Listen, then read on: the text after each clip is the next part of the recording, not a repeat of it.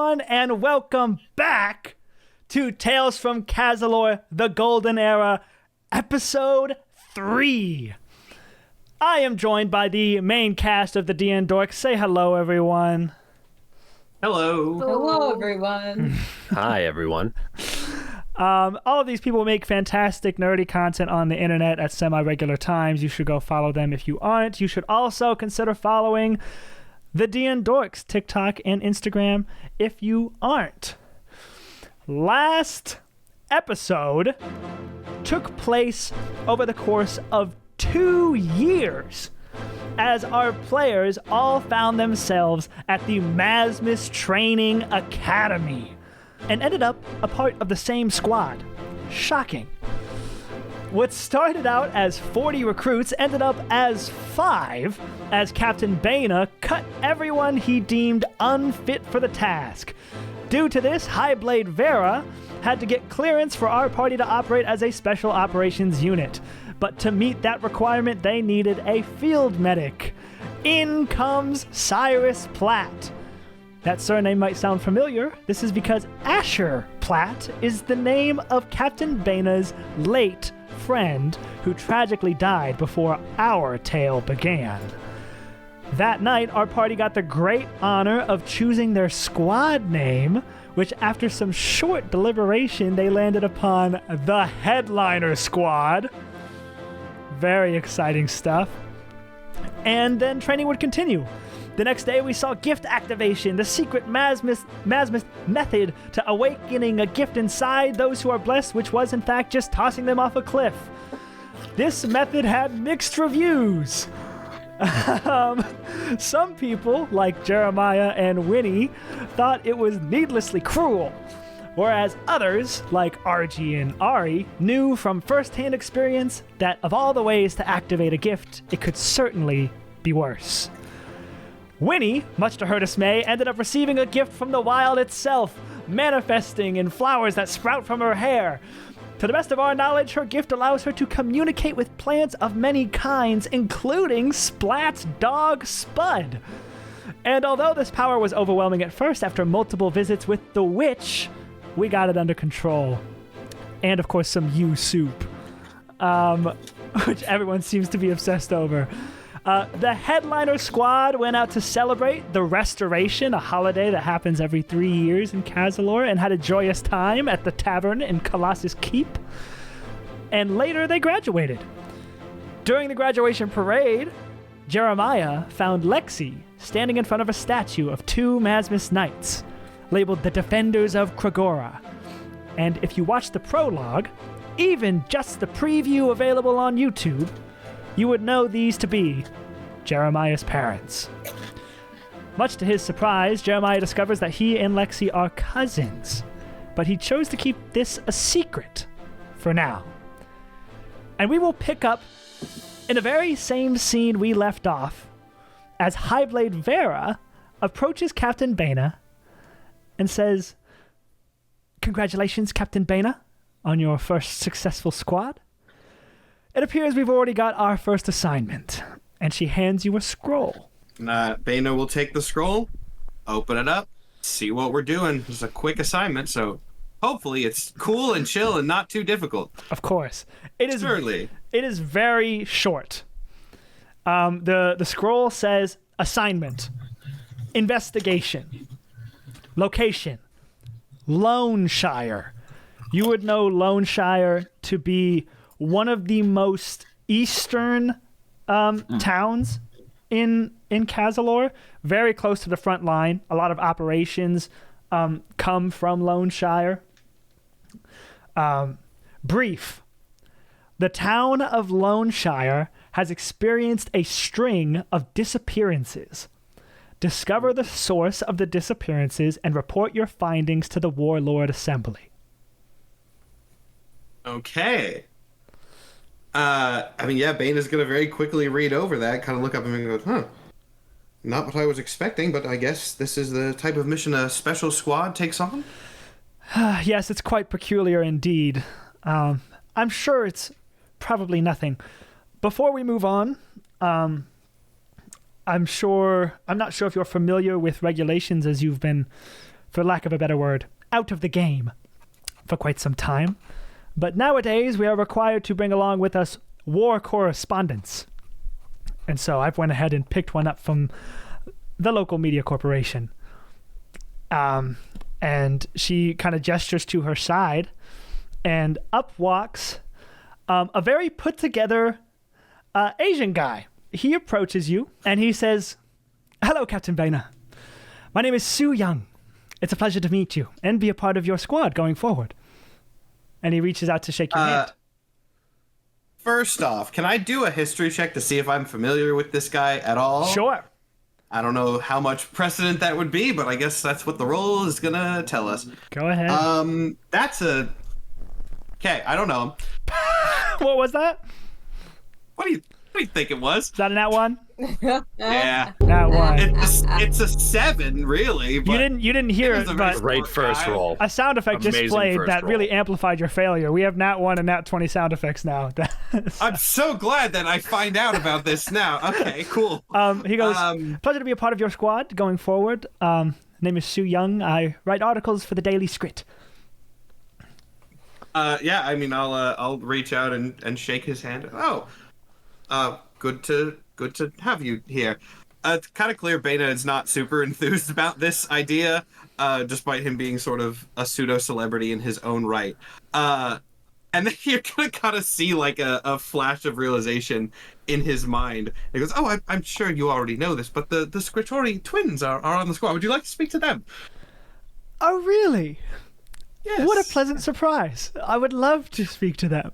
And I'm gonna like check over with Vera, like, can we go direct him to them so I don't have Vera to? kind of shrugs and goes, "It's his job." Vera will speak up and go, "I can see that look in your eye, Baina. Su Young is one of the best war correspondents out there. He can very much hold his own, but do keep in mind that it unfortunately does fall upon us and the entire squad, as a matter of fact, to make sure that he stays out of the line of fire. He's intended to observe from a distance." We can make that happen. And he goes, "Yes, don't worry. I can very much hold my own out there. This is, probably the 17th assignment I've had. I've been doing this for quite some time." There is like some notable relief in Baina's eyes. You can see his kind of like his shoulders kind of relax a little bit at hearing this is his 17th. Like, okay, he's not new, thank God. Yeah. But then still, I don't really want to talk to the media. That's not my thing. But the Scritoris are probably great at it. And I should note, like, this guy looks probably in his 40s. He doesn't look like a young guy. I know the artwork is a little deceiving.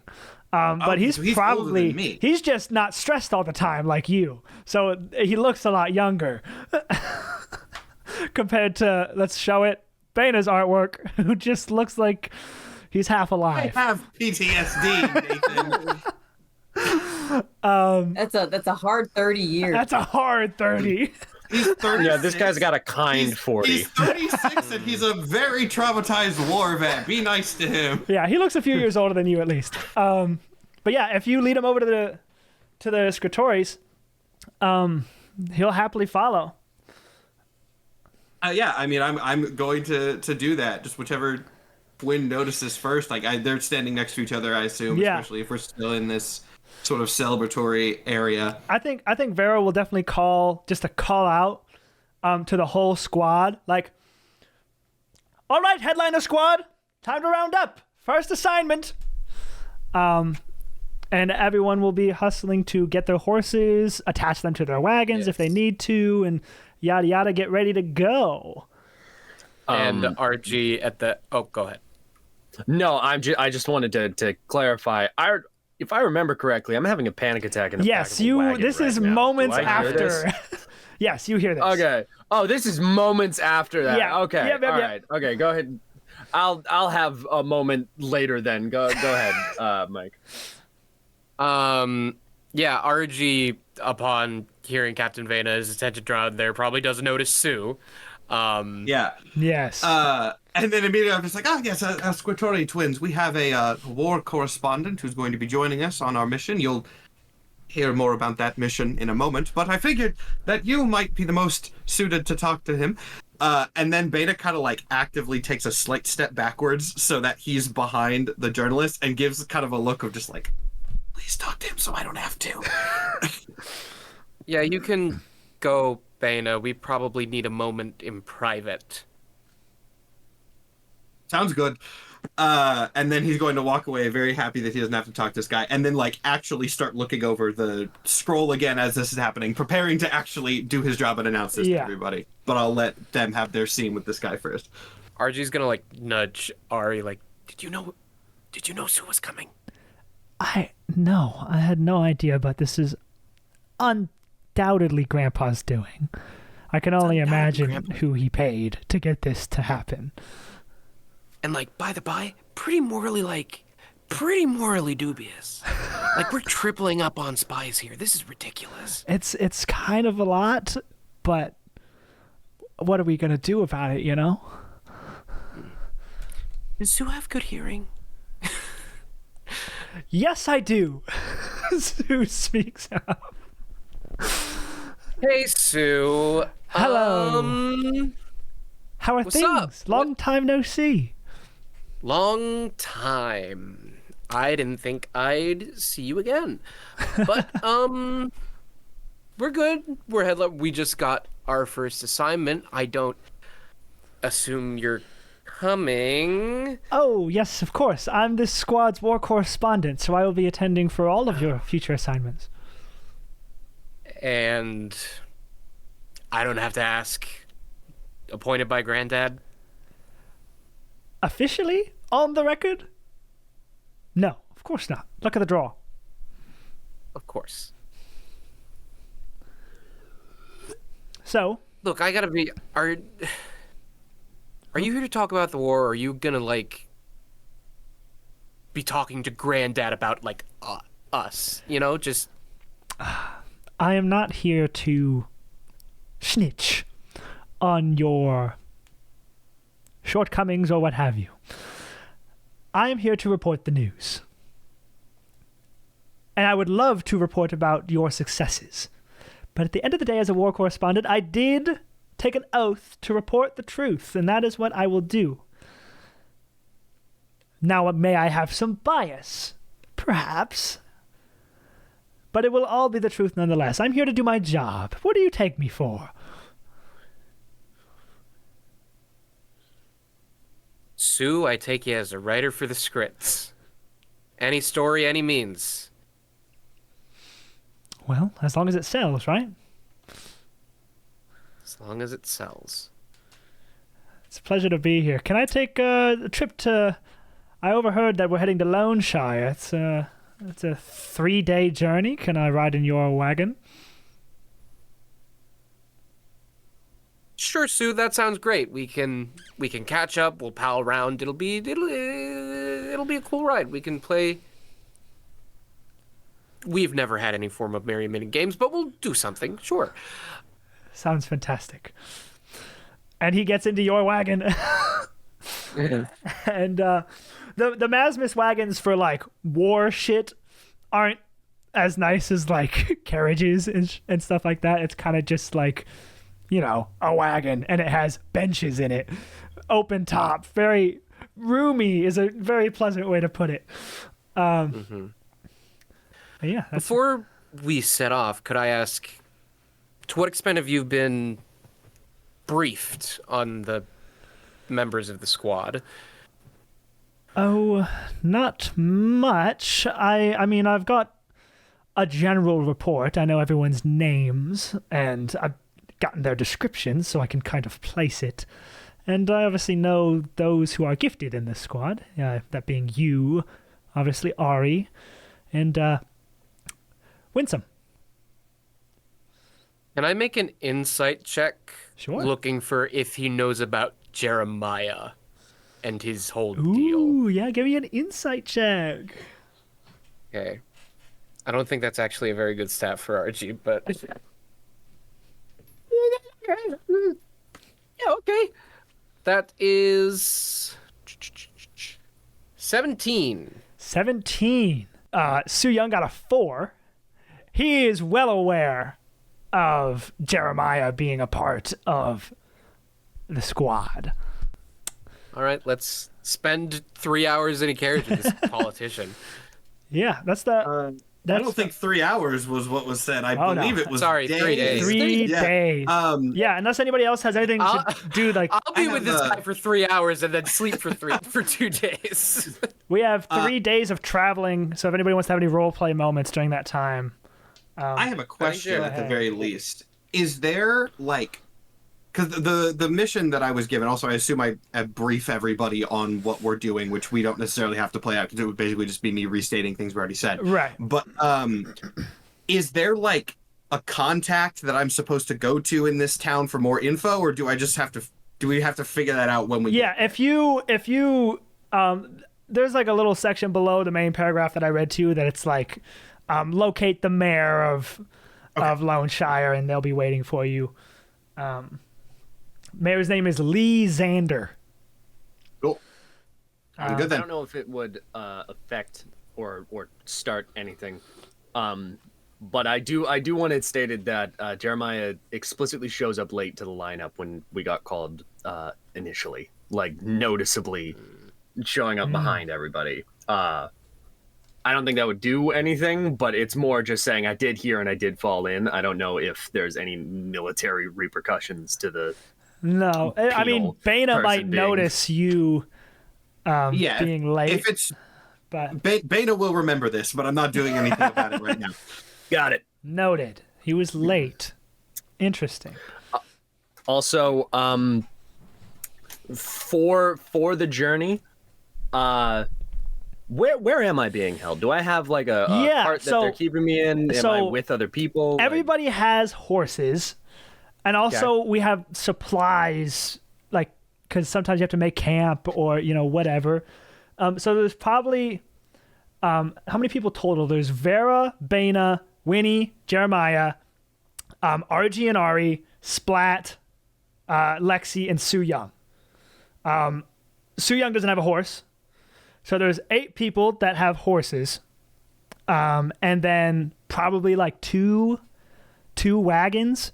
So not every horse will be ridden. Like some people can ride in a wagon and just like have a horse attached, But however you want to configure that, if you want to just be on a horse, if you want to be in a wagon, who you want to be paired with, that's all up to you guys. I can, and Matt, you can, if you would arrange this differently, let me know. I would imagine that the guy, the flea risk, the at risk of running guy would probably not be allowed in either the front or the back of the definitely formation. in the middle.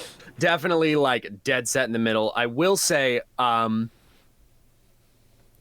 take note of whatever wagon and or horse placement. I already forgot his name. Lexi? Lexi. I take note of where he is, and I am like 2 horse lengths either behind or in front of him, and I stay there the whole 3-day ride. Got it. Lexi will probably be near Winnie. Splat, you guys would have come to know that for some weird reason, maybe it's just because it's like a chicken before the egg thing, but Splat's scared of horses and horses are scared of Splat. And so it's probably like he approaches horses and he's got like a standoffish vibe, and so they get wigged out by him, and it's never going to be cured. So he will either walk beside everyone or ride in a wagon. Always barefoot, by the way. So that's what he's up to. I think that over the last 2 years, essentially, Yes. Spud and Winnie have gotten very close. I think Spud likes to gossip. And the only person he can tell is Winnie, so I'm sure that they're like very close at this point. So I think we would all be like in a shared wagon. Nice. So yeah, this campaign started in 233 AA. It's now 235 AA. Splat and Spud are in a wagon. I think Lexi's probably riding in his own horse beside you as your horse tows the wagon. And Spud is kind of like up at the edge of the wagon and just being like, Wow, haven't seen this much of the world in a long time. Well, you didn't get out much when you were traveling around with Spud? No, I didn't get around That- much. No, I grew up in a field where I was grown. I don't exactly know where, but it wasn't like this. I've seen a lot of things. It's pretty crazy.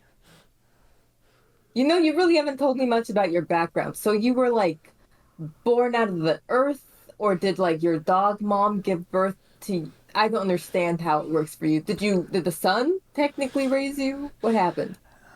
Well, the way it kind of works with vine hounds is we grow like plants, because we are plants. And so, essentially, I was planted like you would a flower, I guess. And then I grew into a little pup. And, yeah, I had a mom. I guess I'm not entirely sure how it works. So like you were a seed, a single seed. I grew up in a litter lot of- of about 25. I really don't understand how you came to be, and I don't think you understand either. I'm just happy to be here, Winnie. All right, I relate all of this to Splat, who I'm sure has never heard this before. He's like, yeah, I knew he grew up in a litter, and because I purchased him from like a guy in my local town, but I guess I just don't know how it works, really. Like, you're alive, he's alive, but he's a plant. And he like picks up Yes. Spud, and he's like, what mysteries do you hold? And only you hear Spud go, it ain't that deep, boss. I'm your partner, that's all that matters. He says he loves you very much, and he's glad to be on this journey with you. Ah, thanks, Spud. And that probably happens a lot, that whole Yeah. scene. Anybody else have any role play things they want to do on this journey to Lone Shire? Anything at all? Going once. I want to see what happens when I try and talk to the reporter. Okay, for sure. Um, The reporter is in RG's cart. yeah. Maybe do we camp at night at all, or do we just keep riding? So what goes on? There are plenty of small villages along the way. Let me pull up the map. Okay, so we are starting here in Kragora. Sorry if it's a little pixelated. I can only zoom in all the way or not at all. So we're starting in Kragora. If I zoom out, you'll kind of see these like main roads. These are enchanted highways. They are enchanted to make your load feel a little bit lighter, and so your horses can kind of travel farther distances without getting tired. They're paved in a sense. They're made out of enchanted brick, one of the beauties of modern technology.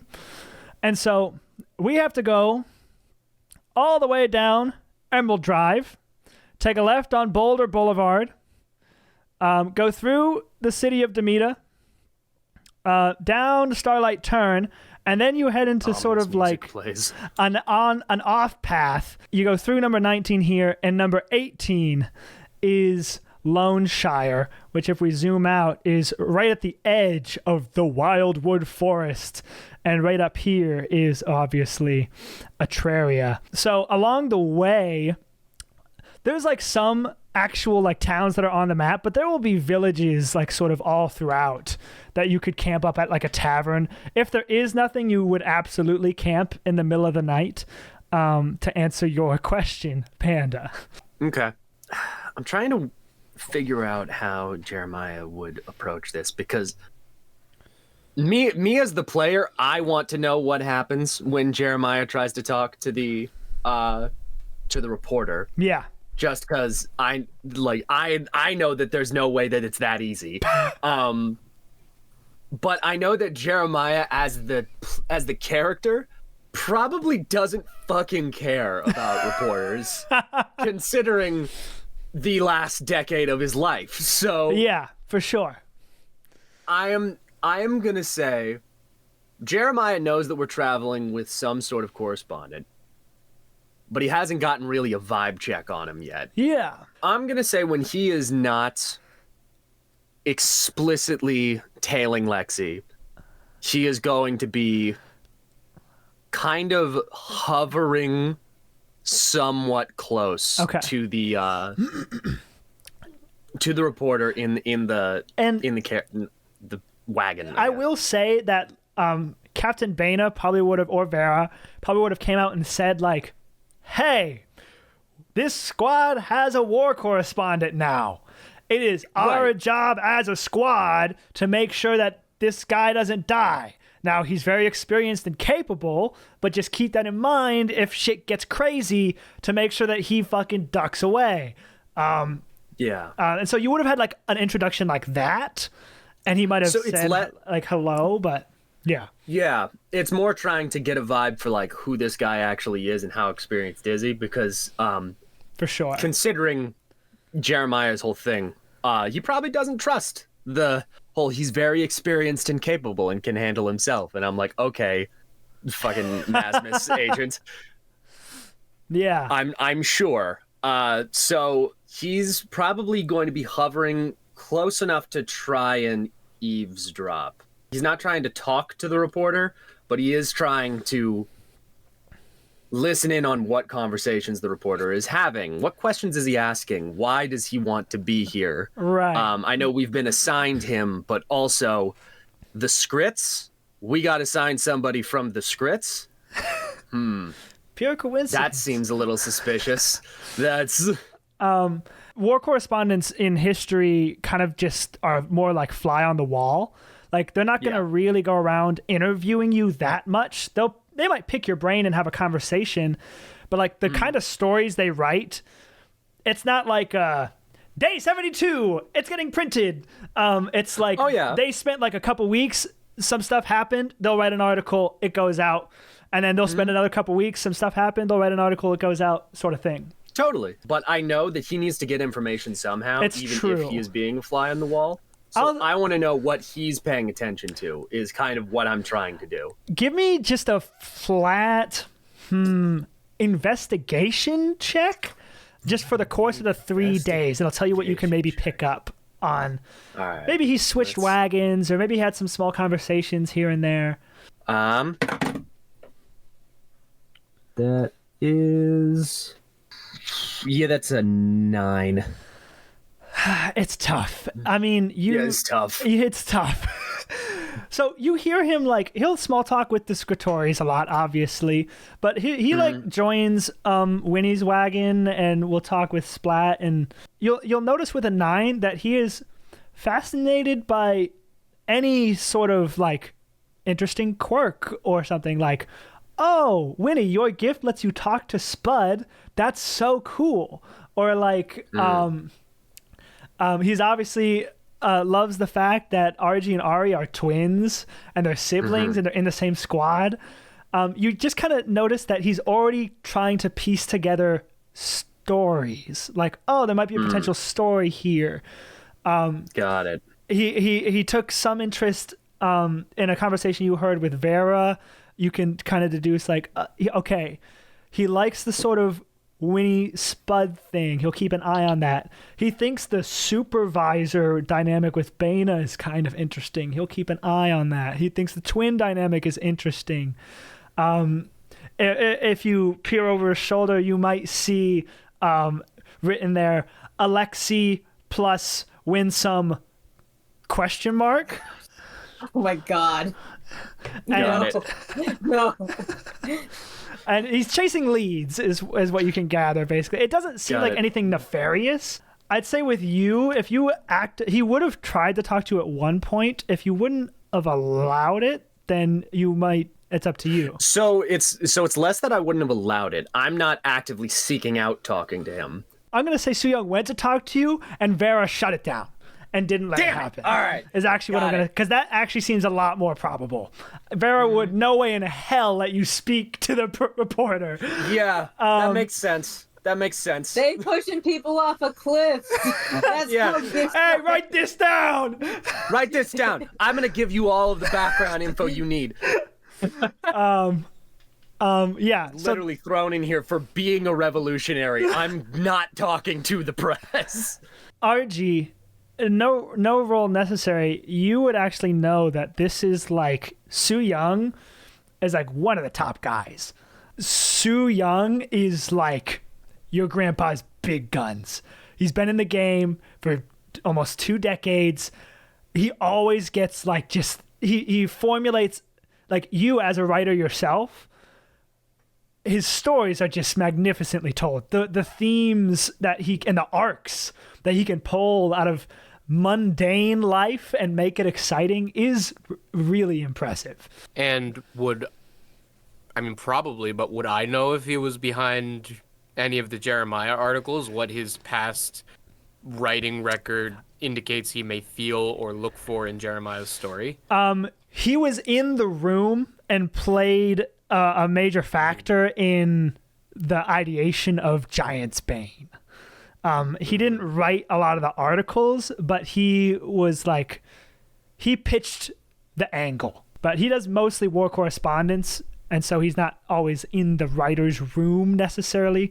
You would know that what he said to you does ring true. Like, he takes his vow to tell the news very seriously. Yes, he's in your grandpa's pocket, and he might have bias, but he'll never tell a lie. He might do some sneaky wording, but he'll never tell a lie, and he'll always report the most entertaining news. And if nobody has anything else, we can sort of fast forward through all this travel and head all the way to Lone Shire. What's the name of the town you have to go through? You have to go through Demeta, of course. You pass by Cordham City.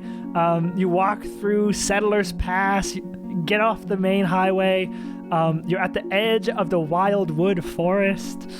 And eventually you show up to the town of Lone Shire. It's a small town, but big enough to be on the map. So it's probably like 8,000 people, something like that. As you pull up in all your horses and your wagons through the sort of gateway of this city, there's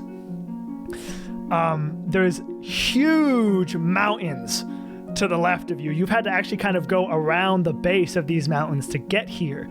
Huge mountains to the left of you, the dense edge of the wildwood forest to the right. This whole town is sort of surrounded by trees, but the wildwood forest is something mystical in its own right, and the trees are even bigger over there. As you enter into the town, there's a nearby church that's built kind of like an A-frame house, except with like some extra rooms attached. It's sort of like a giant tent, if you don't know what an A-frame house is. It's sort of like a giant tent, but made out of wood. And at the front, there are 5 tall windows made of stained glass. Each one has an intricate design that pays tribute to a different path of the wild: wind, water, flame, soil, and harmony. Children are out playing. People are tending to gardens. There's like an old giant lady in like a huge rocking chair. A farmer is leading cattle through the street. As we enter, if everyone could give me a perception check.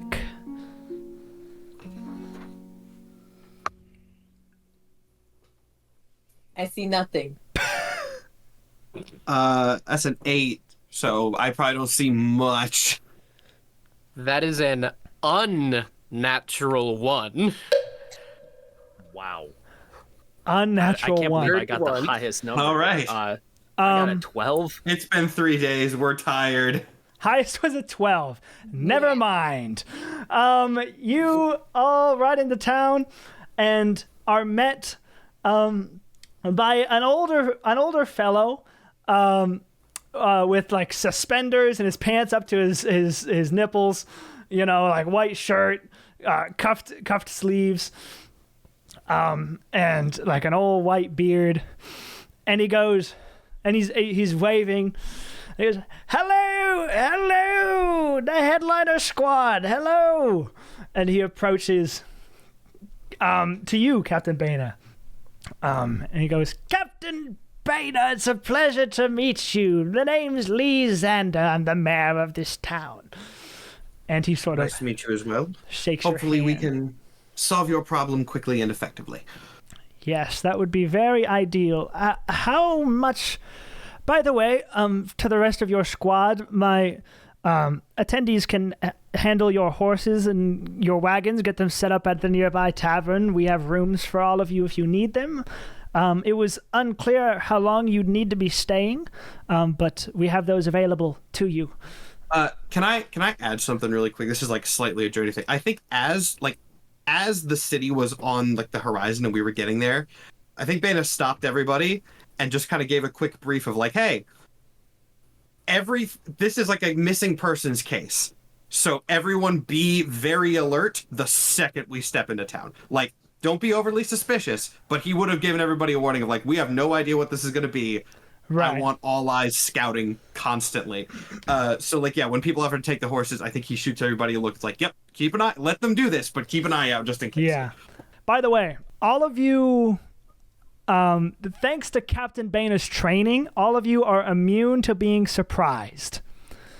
I was going to give you all the alert feat, but everyone having an additional +5 to initiative is insane. So That's fair. all of you are simply immune to being surprised. Is that a specific thing that you did because of the way that I Yes. said training? Okay. That's neat. I didn't know he was going to do that. I thought of that. I thought of that in the shower That's a last good idea. night. So all of you are immune to being All surprised. that annoying stuff I did over the last 2 years, helpful. Extremely helpful. Where were we? The old man is talking to you, and he goes, yes, I am unaware of how much you know. Have you been briefed on our situation? Unfortunately, I know essentially the bare bones information. There are disappearances that we've been sent to investigate, and I was told to contact you for more. I see. Well,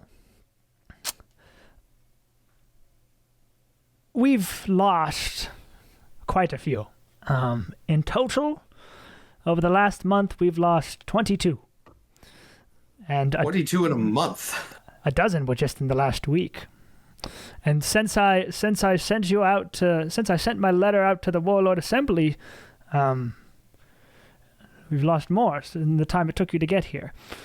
With no seeming discrimination, children to the elderly. At first, we thought it was some kind of varmint or wild beast, but no livestock ever goes missing.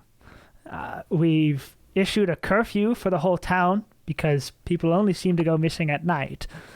But then people started disappearing from their beds. The only clue left behind being broken windows.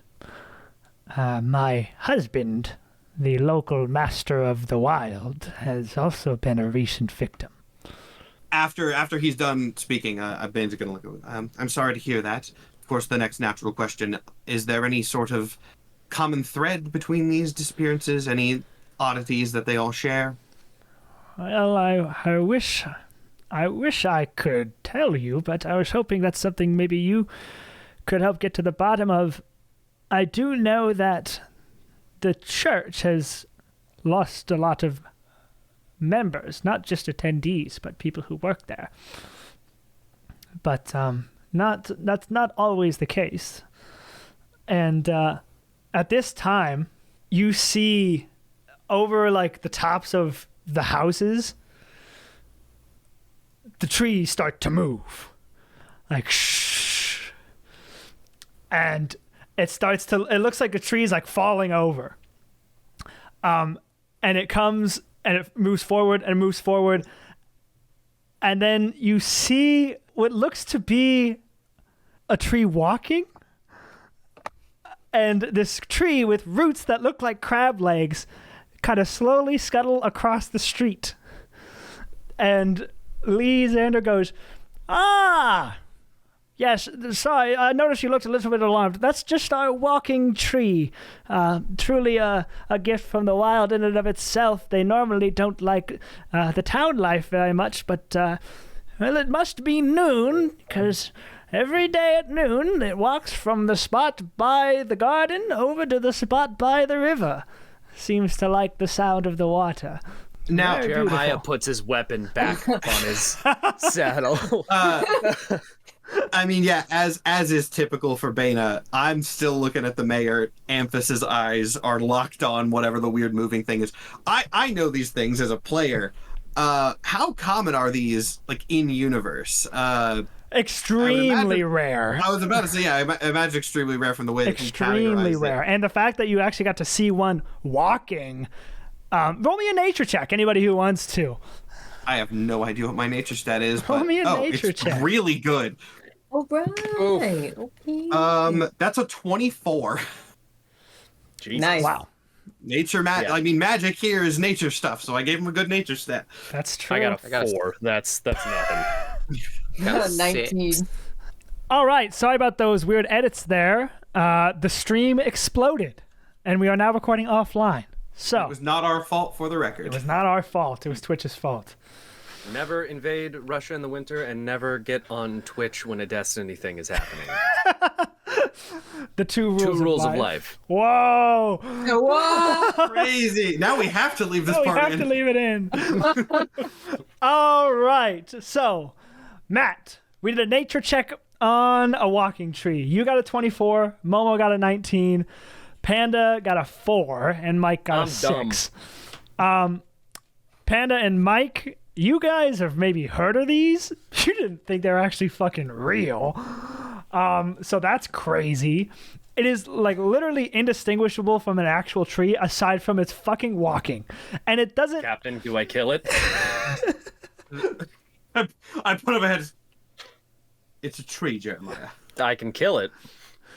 You don't have. It's a please tree. do not kill the walking tree. It is a sacred thing.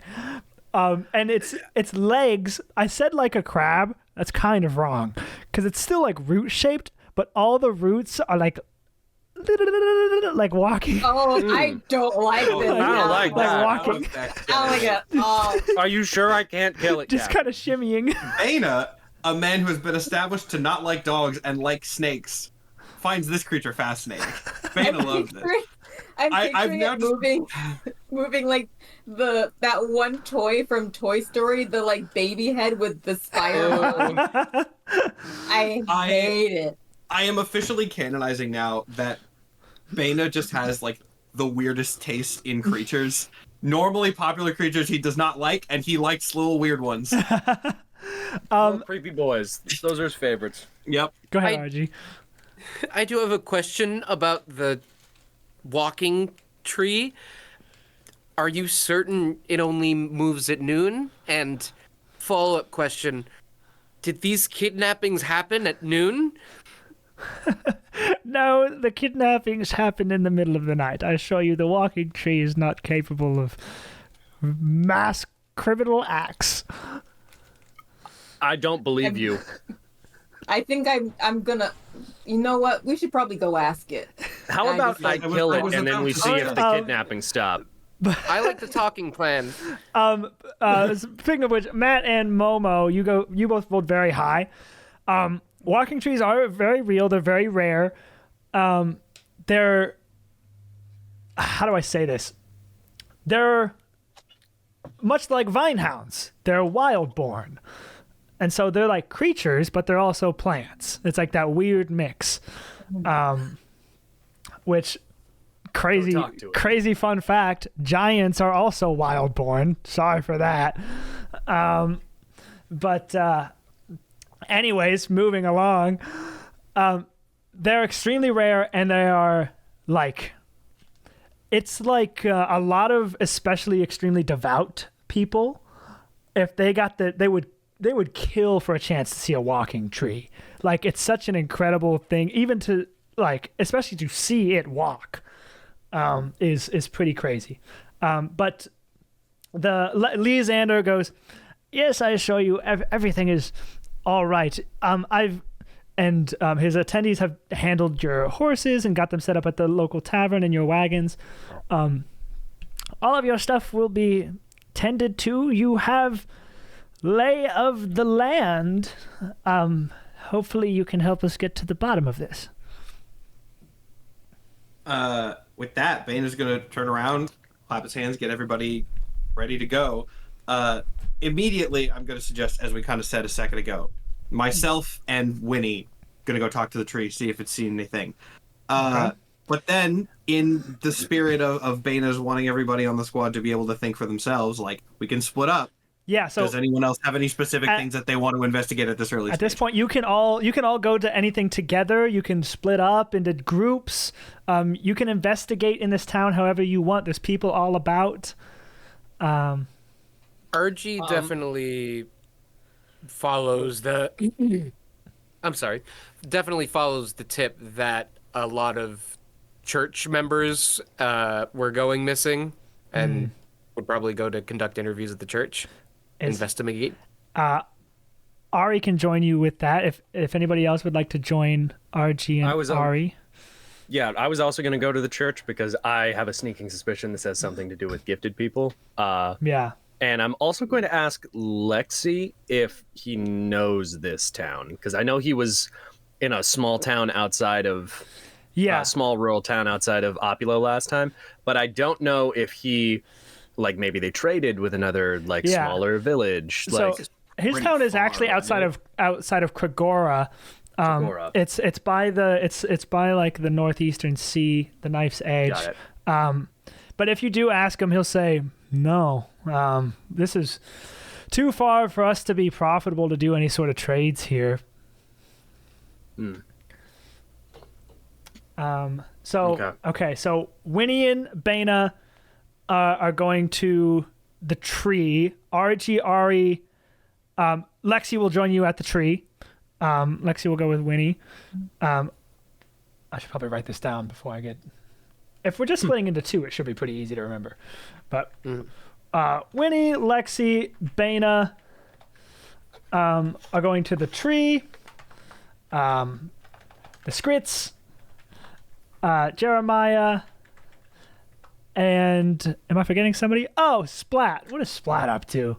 Splat will join. Splat will go to the church. And I was also actually gonna see if Vera Spud and wanted to go to Suyon the as well. tree. Oh.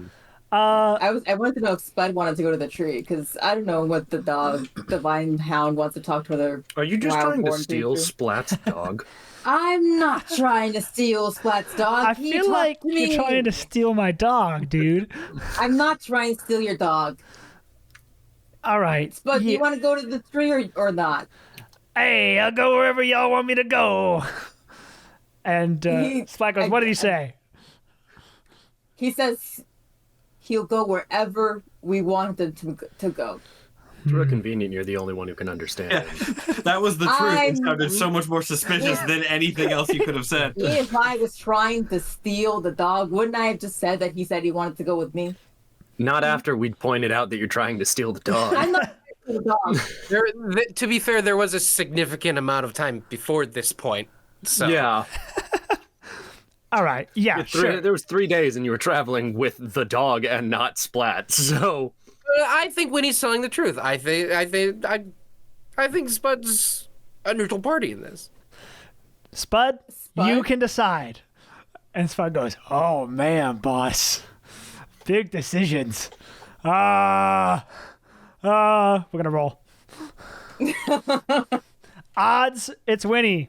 Evens, it's Splat. You know I never leave your side, boss.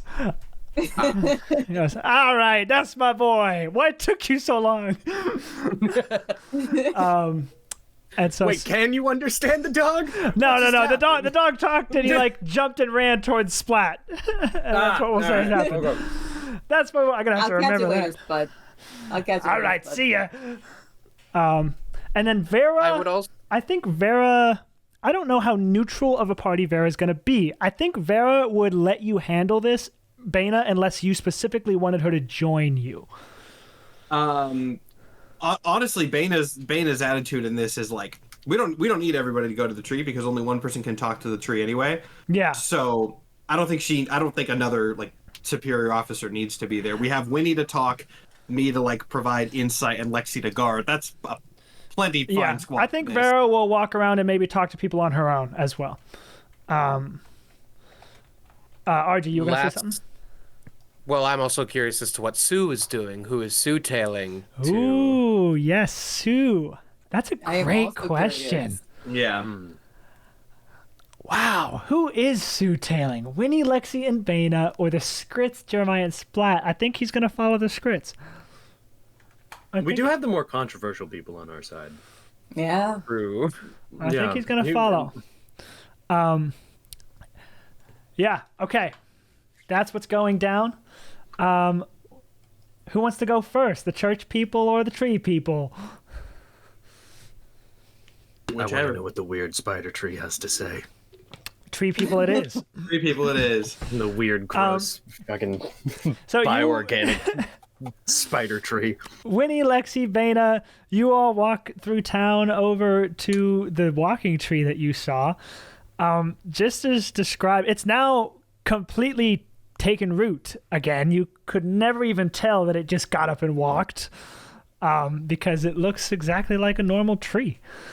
But as you approach, you hear, just as Lysander described, it's posted itself up in like a grassy knoll at the edge of the river that goes behind these houses here. And what do you do?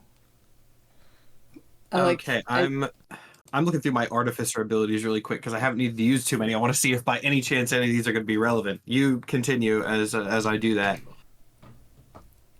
I like kind of take a seat by the water and I just say, "Great view, isn't it?"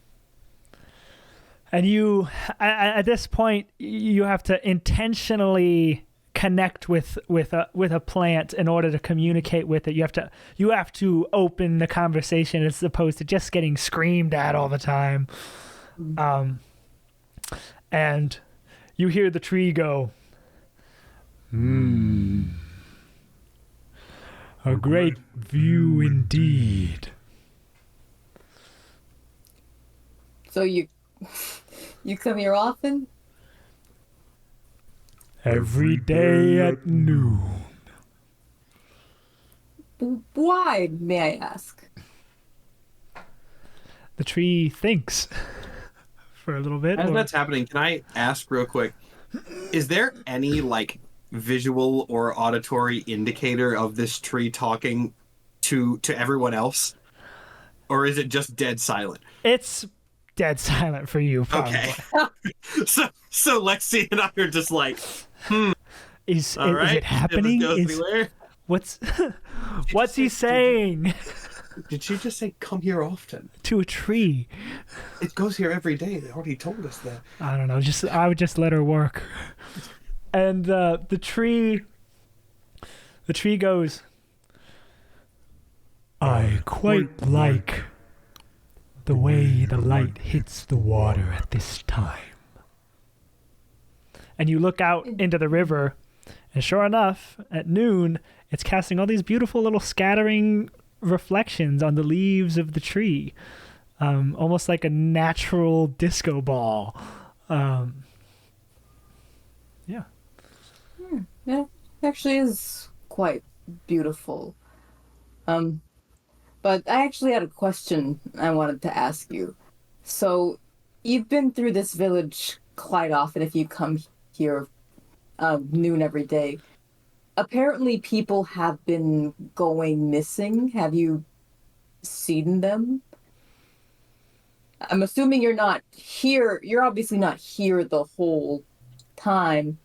But wherever you go after this, have they passed you?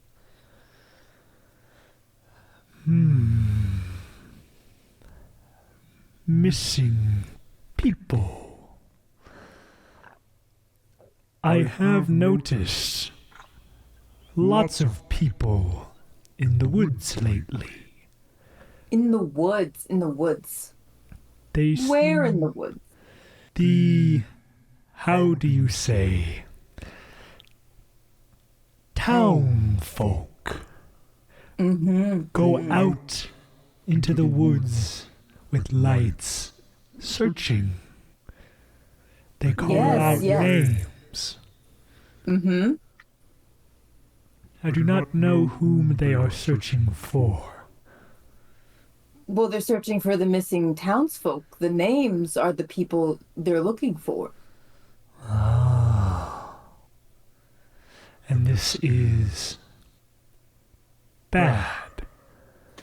Yes, very, very bad. Apparently... Oh, yes. I was just. Do I have to make like a roll to kind of get the gist of the conversation, or because I have a question that I want Winnie to ask, but I'm like translating over my shoulder. okay. We can say that she actively translates to you. Yeah. So this may be a lead that goes nowhere, but Bana wants to ask the tree, when people are like out searching, do they all go back to the town? Or do people like leave the area and not come back? And if they leave to go somewhere else, what direction are they going? You know, are there like people going to check on missing people, make sure they're still there? Is everyone returning, or is there anything suspicious there? The tree goes, speaking through Winnie. The little humans with lights that enter the wildwood always return, but empty-handed.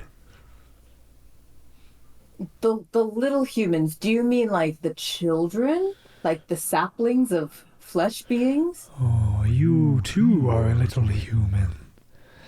I am just a big tree. Mm-hmm.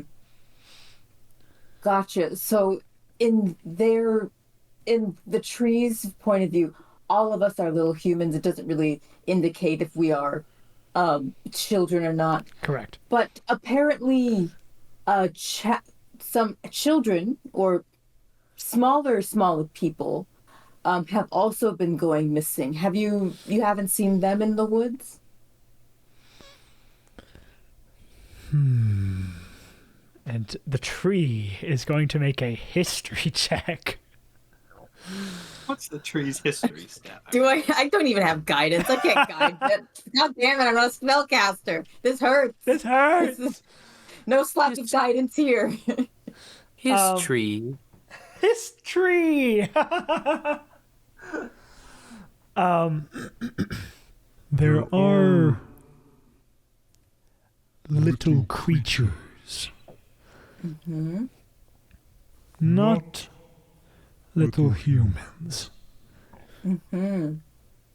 Who I have felt come from the wildwood and leave with something gained. I relay that, but I've just said, I don't know what that means. Can I do give me whatever like, it would be nature or history check, something that like summon something in the environment of this area? Yeah, give me a nature check with advantage. I think I might know as a player, but we'll find out. That's a dirty 20, and for the advantage, it's a nat 20. Nat 20. Wow. Holy shit. That's a 26 natural 20. You just got here, man. You can't be getting these nat 20s. I'm the intelligence artificer. This is my role. Off the rip. Figure shit out immediately. You just got here. Character. Okay. I'm going to tell you, here is what you know before you rolled this nat 20. People are going missing. 22 people in the last month. It happens at night. And when they issued a curfew, people started going missing from their beds with signs of broken windows. Yep. The tree just said that he has felt or sensed small creatures, not small humans, come from the forest into town and leave the town With having gained something. Yeah. With a nat 20? Holy shit, man. I mean, Bana's a smart guy. Bana, not for a moment, suspected that this was just like, something normal. Bana is on edge at all times. Yep. And you always think of the worst thing, because as long as you're prepared for the worst thing, you're either pleasantly surprised when you're wrong or you're prepared. Actually, this is such a good in-character thing, because you throw Bana, the man who has a magical alarm system on him at all times. Of course he's going to be on edge for the missing persons investigation. Is good. You don't know this for a fact, even with a nat 20, but the worst case scenario that comes to your mind is fairies. Now, Oh, shit. That was me as a player, knowing a little bit. Fairies are intelligent creatures in the wild who are aligned with the Atrarians. They're small. They're not as small as like Tinkerbell. They're probably like 2 feet, 3 feet tall. Pink, fleshy skin, wings like bats. And they have aligned themselves with the Atrarians because they prominently live in Atraria. And that is the worst case scenario that you've just thought of after hearing that. I mean, in that case, if I have that visual description that you just said, I'm going to immediately, through Winnie, relay that back to the tree and be like, hey, is it these weird things? They were flying, yes. Okay. Oh, I felt them bristle Thanks to through tree. my Back to leaves. the village. Back to the village. Lexi, sword ready. Oh, okay. I'm sorry, Tree. Tree, what can we call you? What is your name? I've never had a name.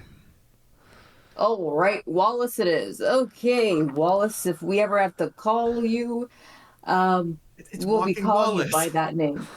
Wallace. Wallace. Very good. All right, see you around, Wallace. Same time, same place tomorrow. Sure, little human. And you all leave. Yeah. On the way back to the town to regroup with everybody, I brief Winnie and Lexi with what I know about these creatures.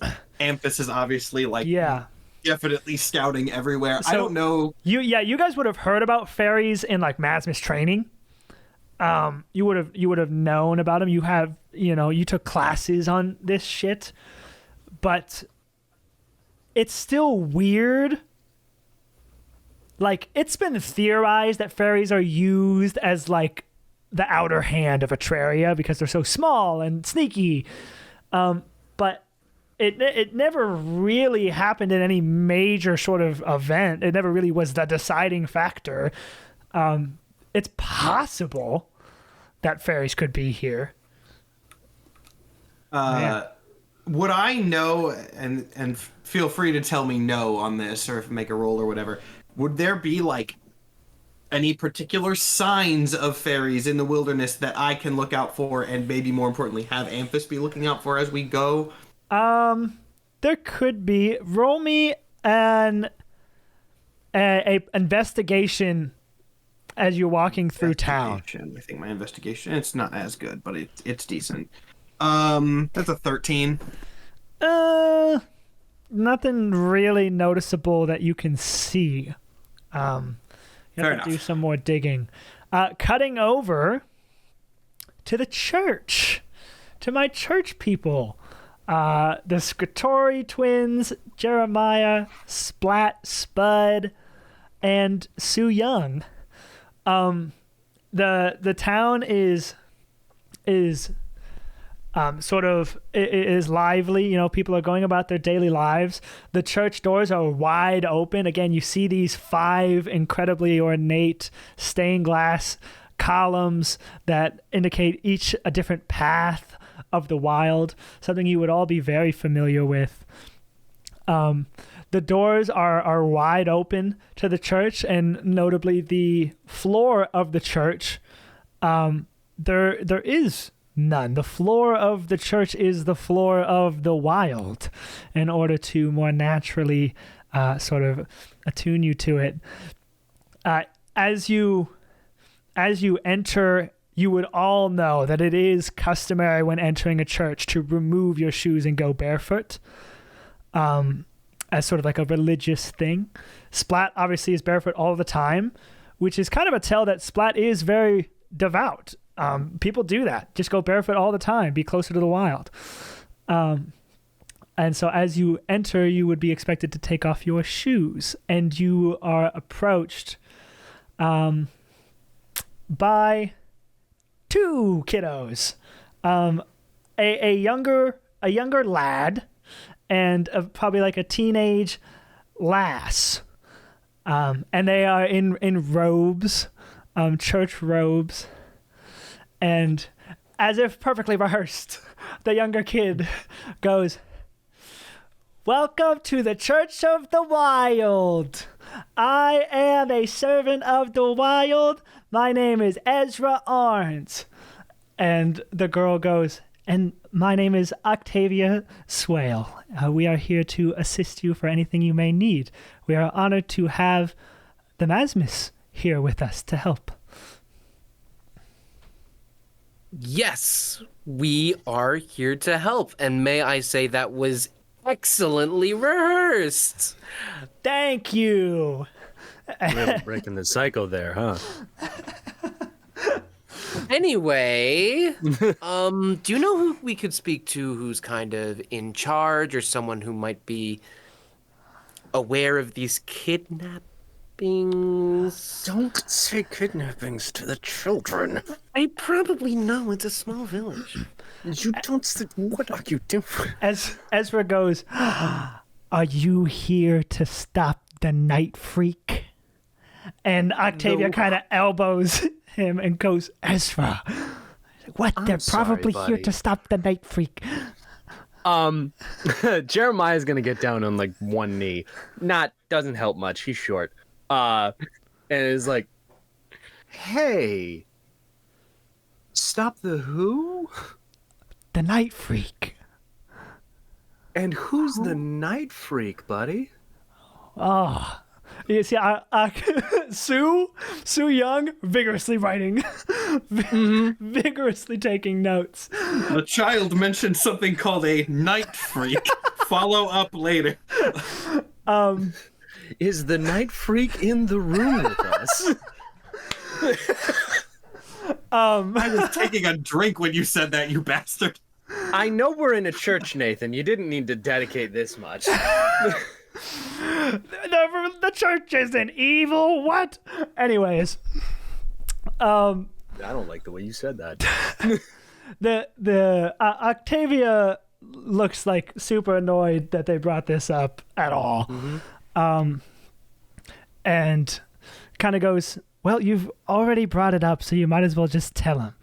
And Ezra goes, "Okay, listen up. The night freak is a spooky monster that comes out of the forest at night, and he takes people and he eats them."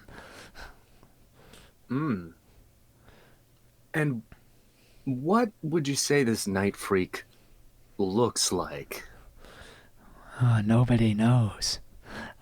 But they say that he takes naughty children and he's got a wingspan 20 feet wide, and he'll crash into your windows at night, and if you've been bad and try to sneak out at curfew, he'll take ya. Wow. That sounds real scary, buddy. Oh yeah, it is, but not for me. I know, you're brave, right? Mm-hmm. All right, I'm going to need you to do the brave thing, and I'm going to need you to look after all the other youngins around here. Can you do that for me? He kind of does a Masmus salute and goes, "Of course." I do whatever the Masmus equivalence to a salute Yeah. is. And I look at Octavia and I go, "And what would you say about the night freak?" I'd say it's made up kid story. Nobody knows why people are going missing, so kids make up something, you know. Now, who's been spreading the night freak story around then? It's hard to say. I think it just kind of showed up on the schoolyard. Ezra, did you happen to know anyone who went missing? And how do you know everyone who was kidnapped was trying to break curfew? Well, and Octavia goes, "I got this, Ezra. The whole break curfew and you'll get nabbed thing is a thing that parents tell their kids to force them to stay inside. The people who got lost at night got lost before curfew happened. And yes, it's been a lot of people of the church, actually.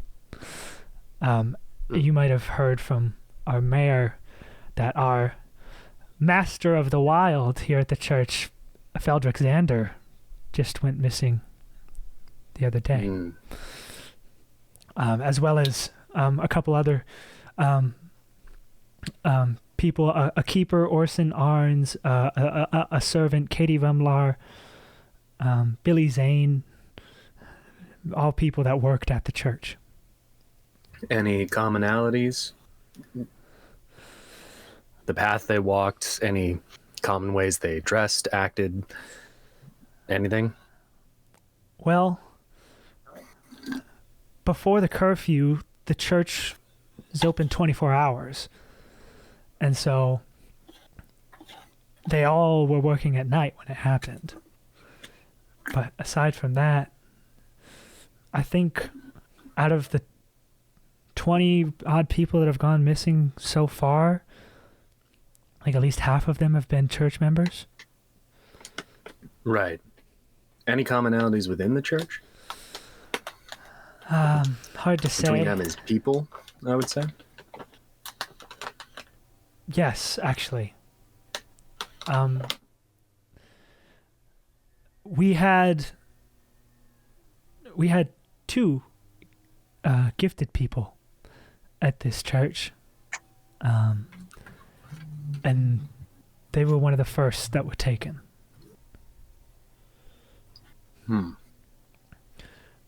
One of them had skin that was blue, and the other one had feet that were hooves. Octavia, I don't necessarily expect you to answer this question, but do you know if anyone taken was unblessed?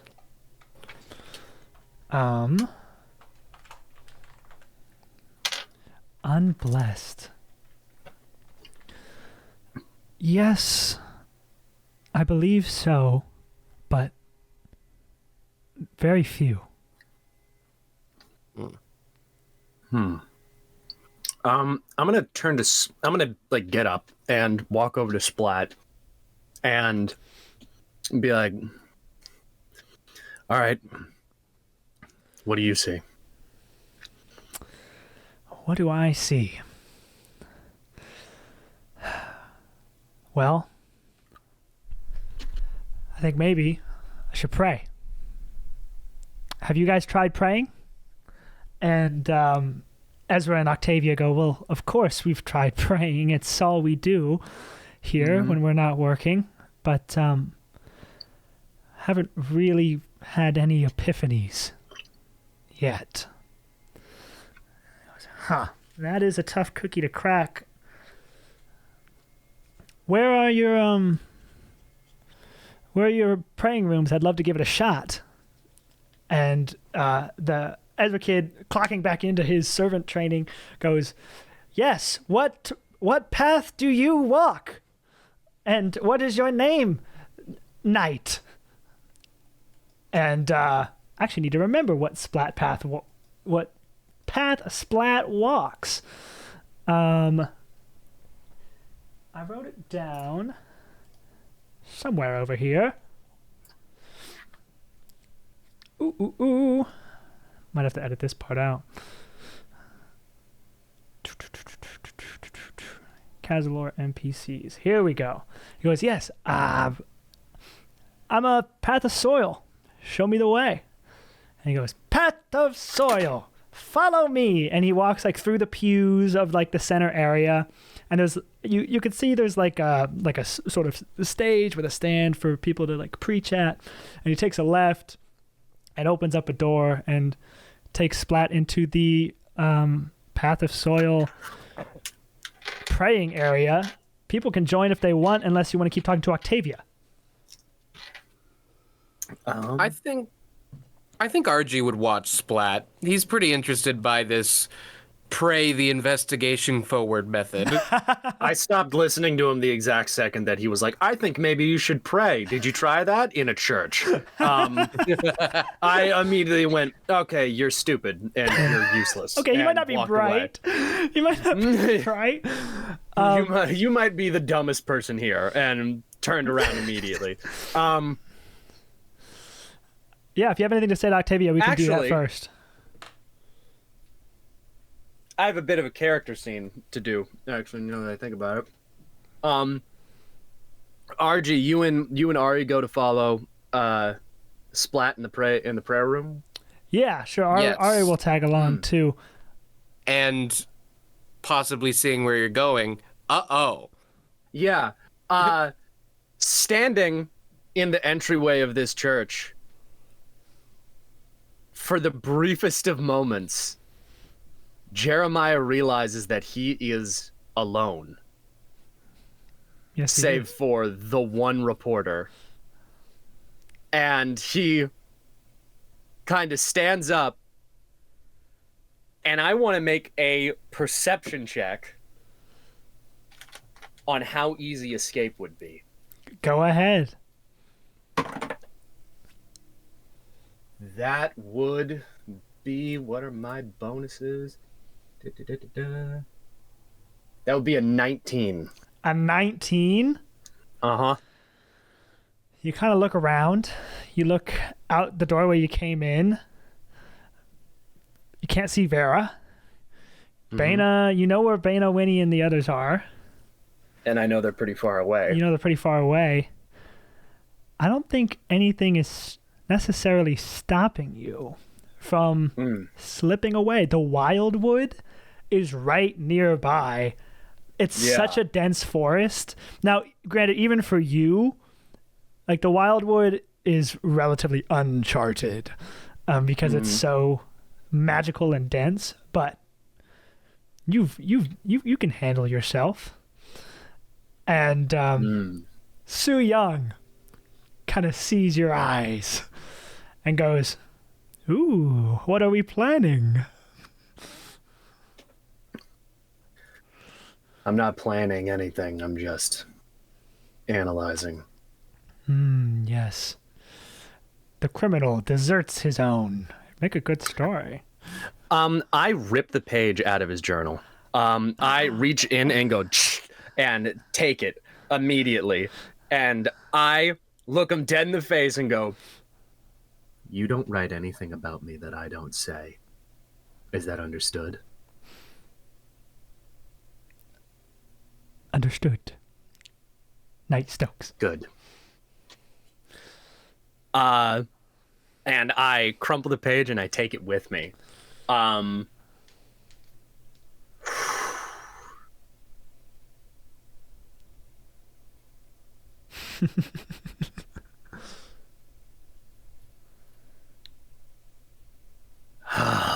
I am debating if I want to test my luck or if I want to turn towards the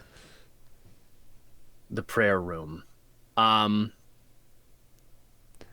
It's up to you. I'm really far out there. Where are we on the map right now? On the map, you're about as far east as Cazilor's border goes.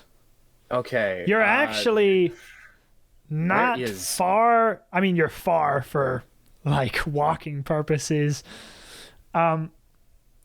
You're as close as you can get to, while still being in Cazilor territory, you're about as close as you can get to your old sanctuary.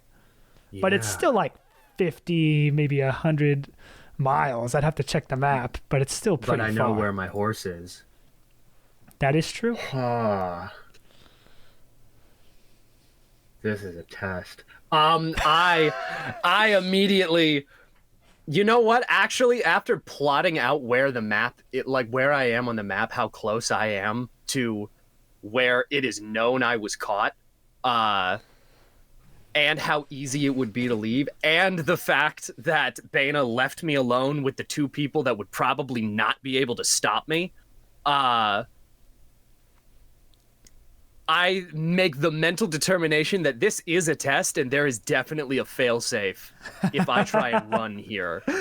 And that I would need to pick a much more inopportune time to run than this. It is risky to try to do it mission 1. Not just mission 1, but like I know that there is no trust of me, and I also know that where we are right now seems strategic.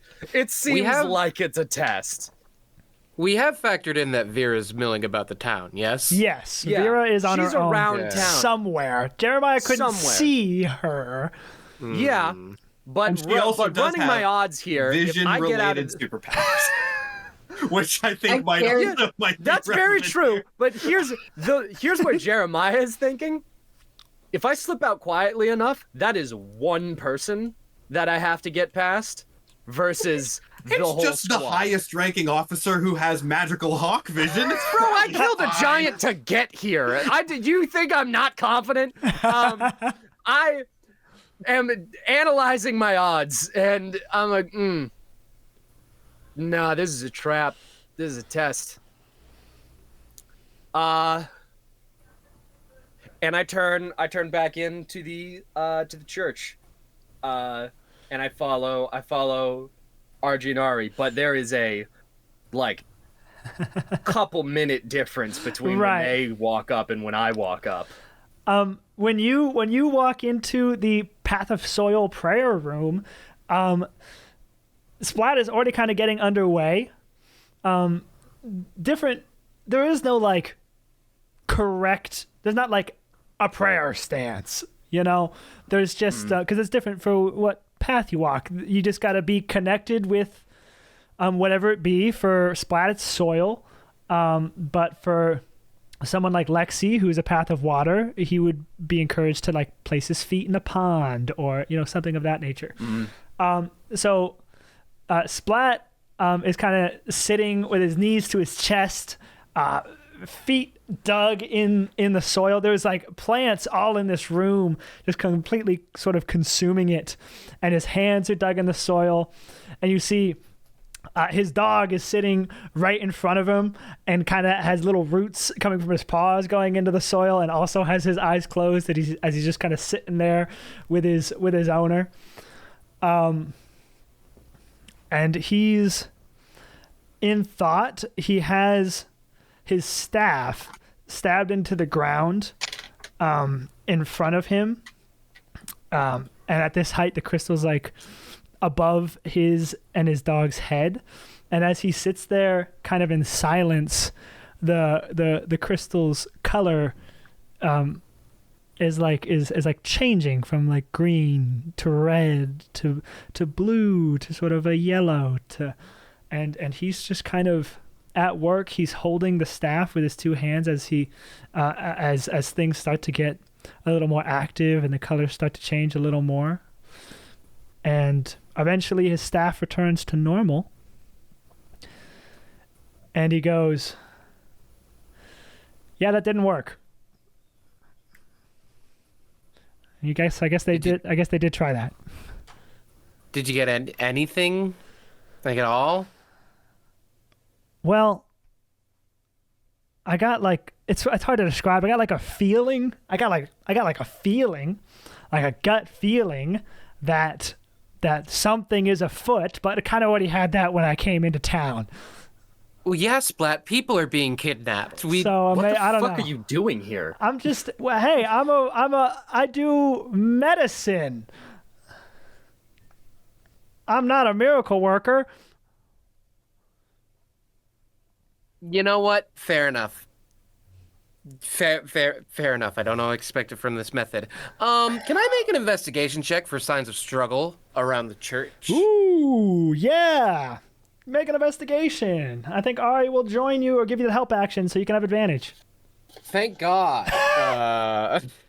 Well, actually, the first one wasn't too bad with my investigation stat, and thank God, because with advantage, well, the advantage roll was a 3, but the original was a 9 on the die, which is math 16. 16. stats worked out that I got real good investigation right now. It was all that investigating what was making Mother sad as a child. Got real good at scouring. You walk around the church and investigate. What'd you roll again? A 16? A 16, yes. A 16. You know what? Splat's also gonna roll for what it's worth. He's got intelligence is his second lowest stat, so and he got a 2.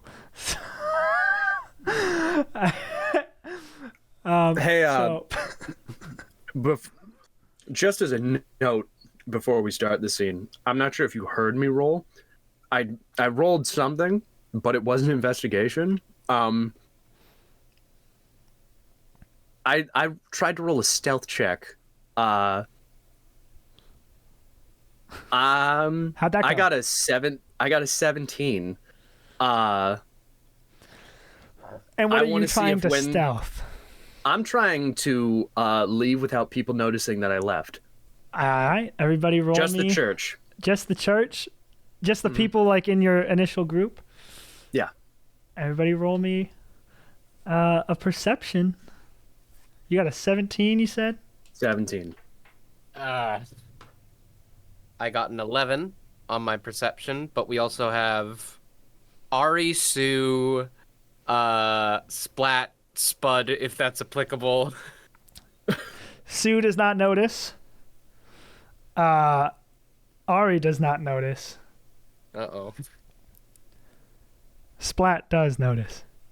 But he just kind of turns around and goes, "Hey man, you're lollygagging."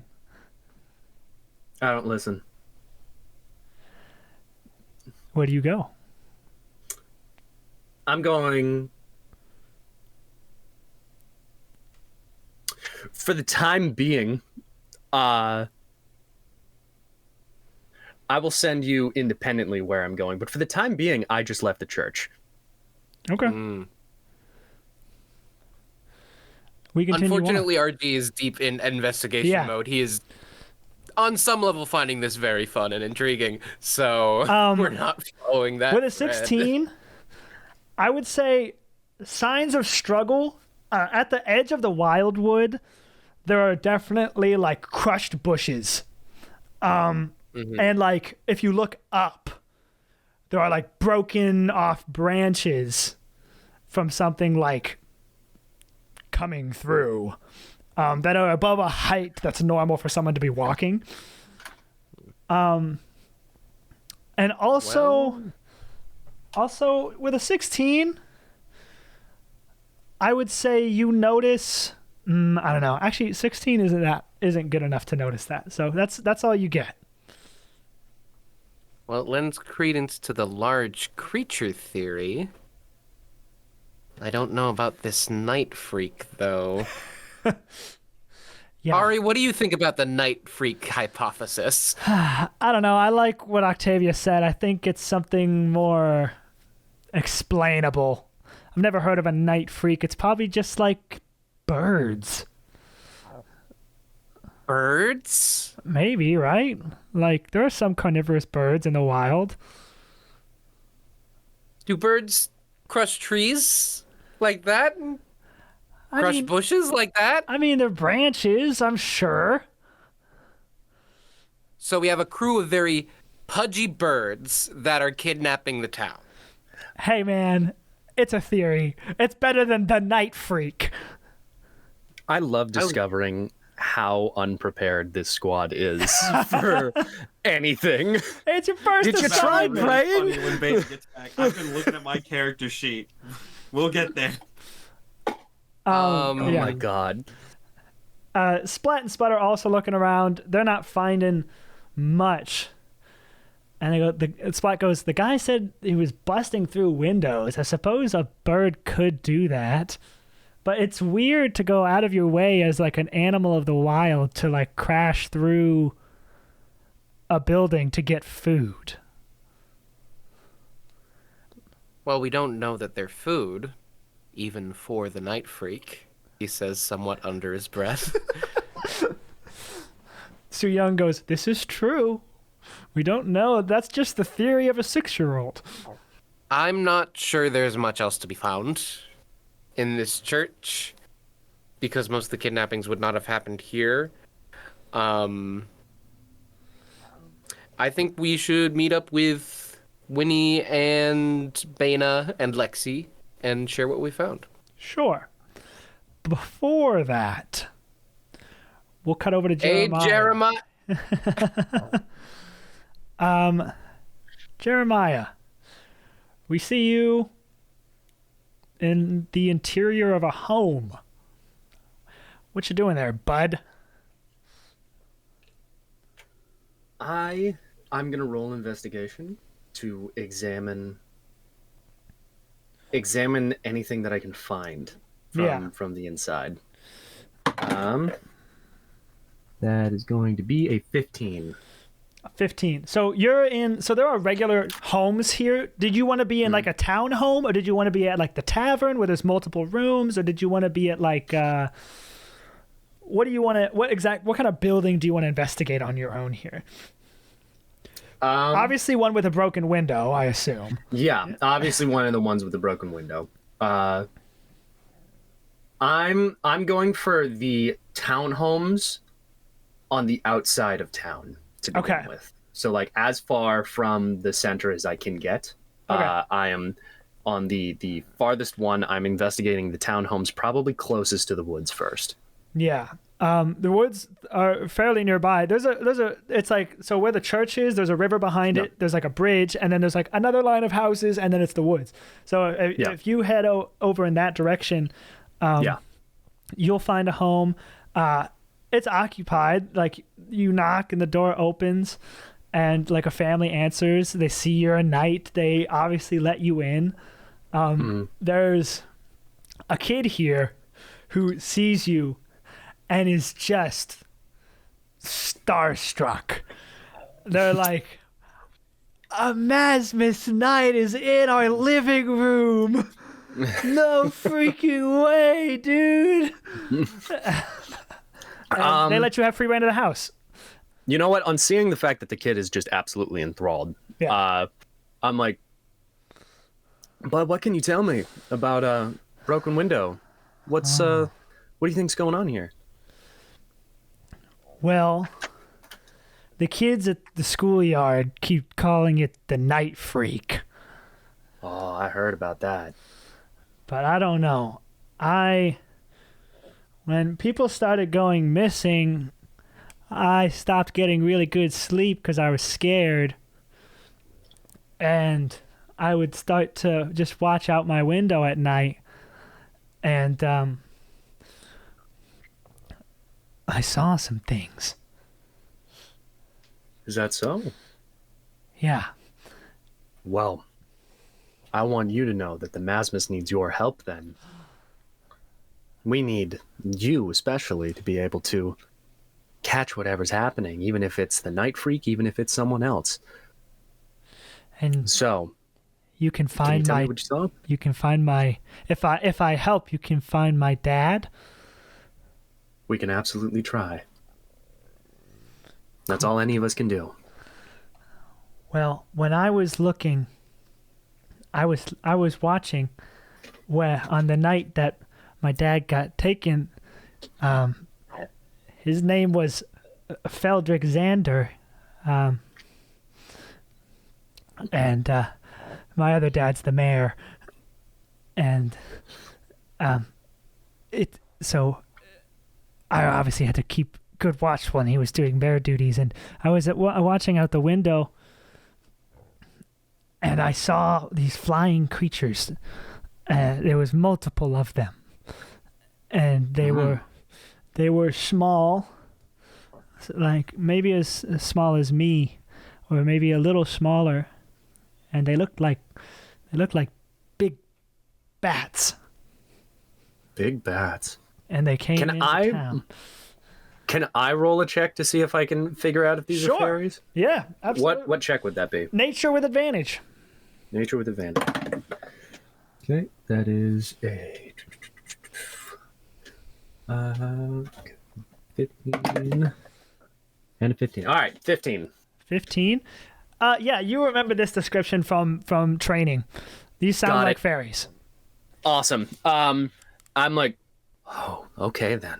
Well, I just want you to know that your dad is going to be very, very proud of you when we end up finding him. And it's all going to be because of what you told me here today. And I give the Masmus salute to him, and I go, the Masmus thanks you. Thank you. Now stay safe, stay in here, and we're going to go and try and find your dad, okay? Okay, I will. Okay, good soldier. And I stand up, thank the family for letting me in, tell them to keep safe, close all the doors, lock everything as tight as they can, stay away from windows. Right. And I go to leave the house. You leave the house. Do you reconvene with everyone else? I start looking around to see if there's any pattern in the houses that are being broken into. Like where people are being taken from. Are there any other people in this little strip of houses near the woods that have been broken into? Yeah. Are they going from the outside to the inn? Windows are What's going broken. Windows are broken from the outside, and it's always second story. Okay. This kid definitely saw fairies. I know this kid saw fairies. Yeah, you know. I know for a fact it's fairies. I know that they're breaking in from the second story. So they're coming from height. They don't like to go low. Right. And they will break into the second story, steal whoever's there, and You remember they didn't start doing that till curfew, though. Before, yeah, till people got Xander, stuck in. They were, Xander made it sound like they were getting snatched out of the street. So it sounds like they didn't start doing that till they had to. right. Because then there was nobody on the. All right. Yeah, I'm gonna go to another house. I'm looking around. I'm trying to investigate. If you go to another house, you won't find another person that has been as vigilant as that kid you met. Of course not. But the descriptions of everything kind of match the same. You look at the broken windows. Yep, looks like about a 2-foot, 3-foot hole in the window. Broken from the outside, second story, signs of struggles in the bedroom, maybe even some blood here and there. But the other reports that you might find is that they are taken alive. Got it. Nobody's heard being murdered and then taken away. They're being taken alive. Do I end up interacting with any of the families of people who got taken before curfew? It depends on how long you're spending walking around and when Yeah. the rest. I'm of staying over here. I'm not coming back. So we can cut back to them. Cool. We'll cut back to them as the squad reconvenes. Notably, Vera is not here. More for the comedic reaction I'm sure this is going to get from RG than anything else. Baina is just going to very aggressively stride back into the meeting, still a little bit freaked out by the Nat 20 and all the information that he now has. You're going to go, all right, we found some more information. It seems that, as odd as it sounds, these kidnappings may be attributed to freakish creatures coming in the night. A night freak. The night freak hypothesis. The night freak what? is real. Did you say hypothesis, Argento? Yes, Ezra, the little boy in the church, told us all about the night freak. It's the night freak, Captain. Well, kind of, yeah. We prayed on it. We prayed on it. We got nothing. It has to be the night freak. The little boy, God is he dead. said something about a freak. We spoke to God and a 6-year-old boy. It's gotta be the night freak. It's gotta be the night freak. All right, our sources include God, child, tree. We are on this. I'd like to think the conversation with the tree was truly that long that all of this happened. Yes. Yeah. Well, Maybe we had to we were go a having little that bit very farther. long conversation. It was like talking to a sloth. At this point, Baina has gone over to the back of a cart or anything that he can use as sort of a table, and is just rummaging around in his bag, pulling out all sorts of random crystal contraptions, which are my artificer things, and just kind of laying them out to see what he has on hand. And after he does that for a second, then he's going to turn around and be like, "Where's Jeremiah? Did he not go with you?" No, he's right. Oh. Uh-oh, Cap. Headliner squad, did anyone have eyes on Jeremiah in the church? When we went outside, I saw he was kind of tailing behind us, but I thought he was right there. First thing I'm going to do, I assume we're in like the center of town. Kind of, yeah. Is there like a higher up building or like a chimney or anything? Probably the tallest building is the church. Okay, so I want to immediately direct Amphis to go up and like wrap around the highest point and see if I can. Well, if Amphis can see Jeremiah moving around anywhere. I guess I probably have to do like a perception check for that or something. Probably. Yeah, that the great question then becomes, what is Amphis's specific perception? Let me find that in my where's the steel defender? There it is. Let me see its stats. Okay. Not great, but we'll see what he gets here. Oh, right, because I have a better proficiency bonus. Oh, that's a 5. Yeah, I don't think he's gonna see anything. Yeah, he doesn't see anything. I'm gonna leave him up there first off, though, just in case. For sure. Until we find him, that's my eyes in the sky. I mean, we're finding Jeremiah first. What time of day is it right now? It's a good question. It's a little afternoon. Okay. Cool. Okay. I don't need to use it. I thought the sun was setting. I'm like, we don't have time for that. No. If the sun's setting, I got gear for that. Again, I have all my artificer tools. It's probably like 1 o'clock or something, or like 12:30. I mean, yeah, I'm gonna go immediately over to the church where he was last seen and see if I can find like his tracks or any evidence of where he might have gone. This is obviously, I'm in big trouble if we do not find him. So what roll would I need to make for that? Investigation. It sounds like if you're tracking him. Investigation. If no one saw him, we're gonna see if where we were last seen and go from there. 15 investigation. Bane is sniffing the air. I don't think you can catch wind of his scent with just a 15.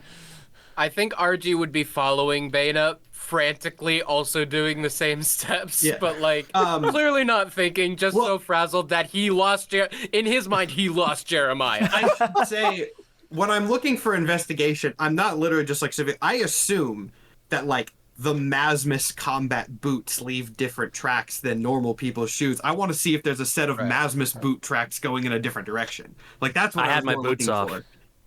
I was in the church. We did I wasn't all wearing take our boots. boots off. Did you leave them there? What did you? No, I mean I took them with me. I just wasn't wearing them when I left because I wasn't gonna say that? And, No, I didn't say that. You think I'm gonna stop when I'm trying to sneak out to put boots on? No. We'll allow it. Okay. Jeremiah as a criminal probably would be mindful of the threat. He's a wilderness man. We will cut back over to Jeremiah briefly. As you're kind of investigating this house, you're sort of wrapping up. What are you doing? Are you just going from house to house? So, at the moment, I've been going house to house. I'm trying to determine if there is a specific thing that calls the fairies to you, like, because it's been mostly blessed people who've been taken so far. Yeah. After they ran out of blessed people and curfew went into effect, they started stealing people out of houses. Yeah. I'm trying to determine if the people who were taken before curfew was instituted, if the majority of people who were taken were blessed, and then after curfew, non-blessed people started getting taken. Got it. Give me like another investigation. We won't role play all that questioning. That's going to be a 19. 19. Before curfew was instituted, Yeah. it was only people who worked at the church. Got it. Now, not everyone who worked at the church was blessed, but obviously Right. a lot of people who do work at the church are blessed. So it was only people who worked at the church. And any obvious gifted people in town. After curfew, it seems like any sort of methodology kind of went out the window. Got it. So it was. I'm still going off the hypothesis that they're going after gifted people. Right. And not only are they going after gifted people, they're going off of if they're wearing church gear or they're at the church, they are most likely gifted, and they take them. And then the second curfew is instituted. Now they just have to start picking at random because they can't determine which houses have church people in them or not. So now they're picking just anybody. They're trying to break in, grab someone, and get out before anybody realizes. That seems to be your best hypothesis. All right. Have I had any luck determining where the fairies go? Like, is there a common direction that the windows are broken from? All you know is this, even on any sort of eyewitnesses, like if anybody saw anything, they disappear into the tree line and into the wildwood forest. But they are going to the tree line. They head to the tree line. line. Yeah, they take people into the wildwood. Got it. All right. And they never return. And they never return. Okay. Yeah. I think after I've investigated all of that, I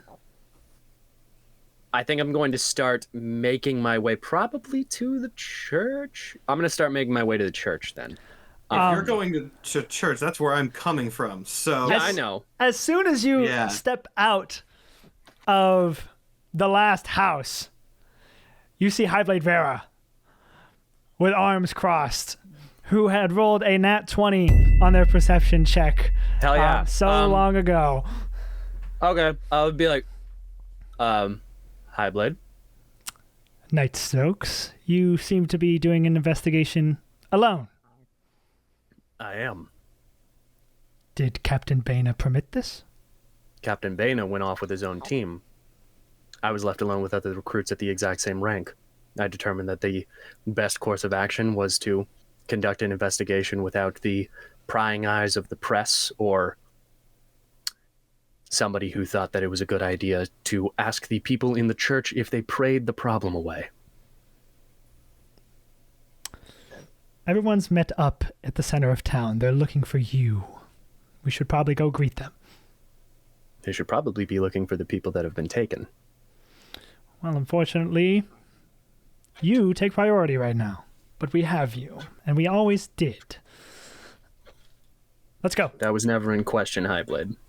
Now I follow behind her. And you follow in front of her. Mm. And yeah, she's not going to let me out of her sight, so I get that. And you rejoin Amphis alerts, and Baina, you see Highblade Vera approaching with Jeremiah. And Highblade Vera does not look happy. Did not imagine it. I'm actually, because when Amphis sees them coming back, I'm going to have directed him to, like, go to Jeremiah the second he sees him. Both for control purposes and also to make it look like I had a better handle on the situation than I did. That's a tactical. So on the way back, Amphis just like snakes up your leg. Incredible. Come on. And you all reconvene. I assume you share all of your findings with each other? I know Baina does for his part at the very least.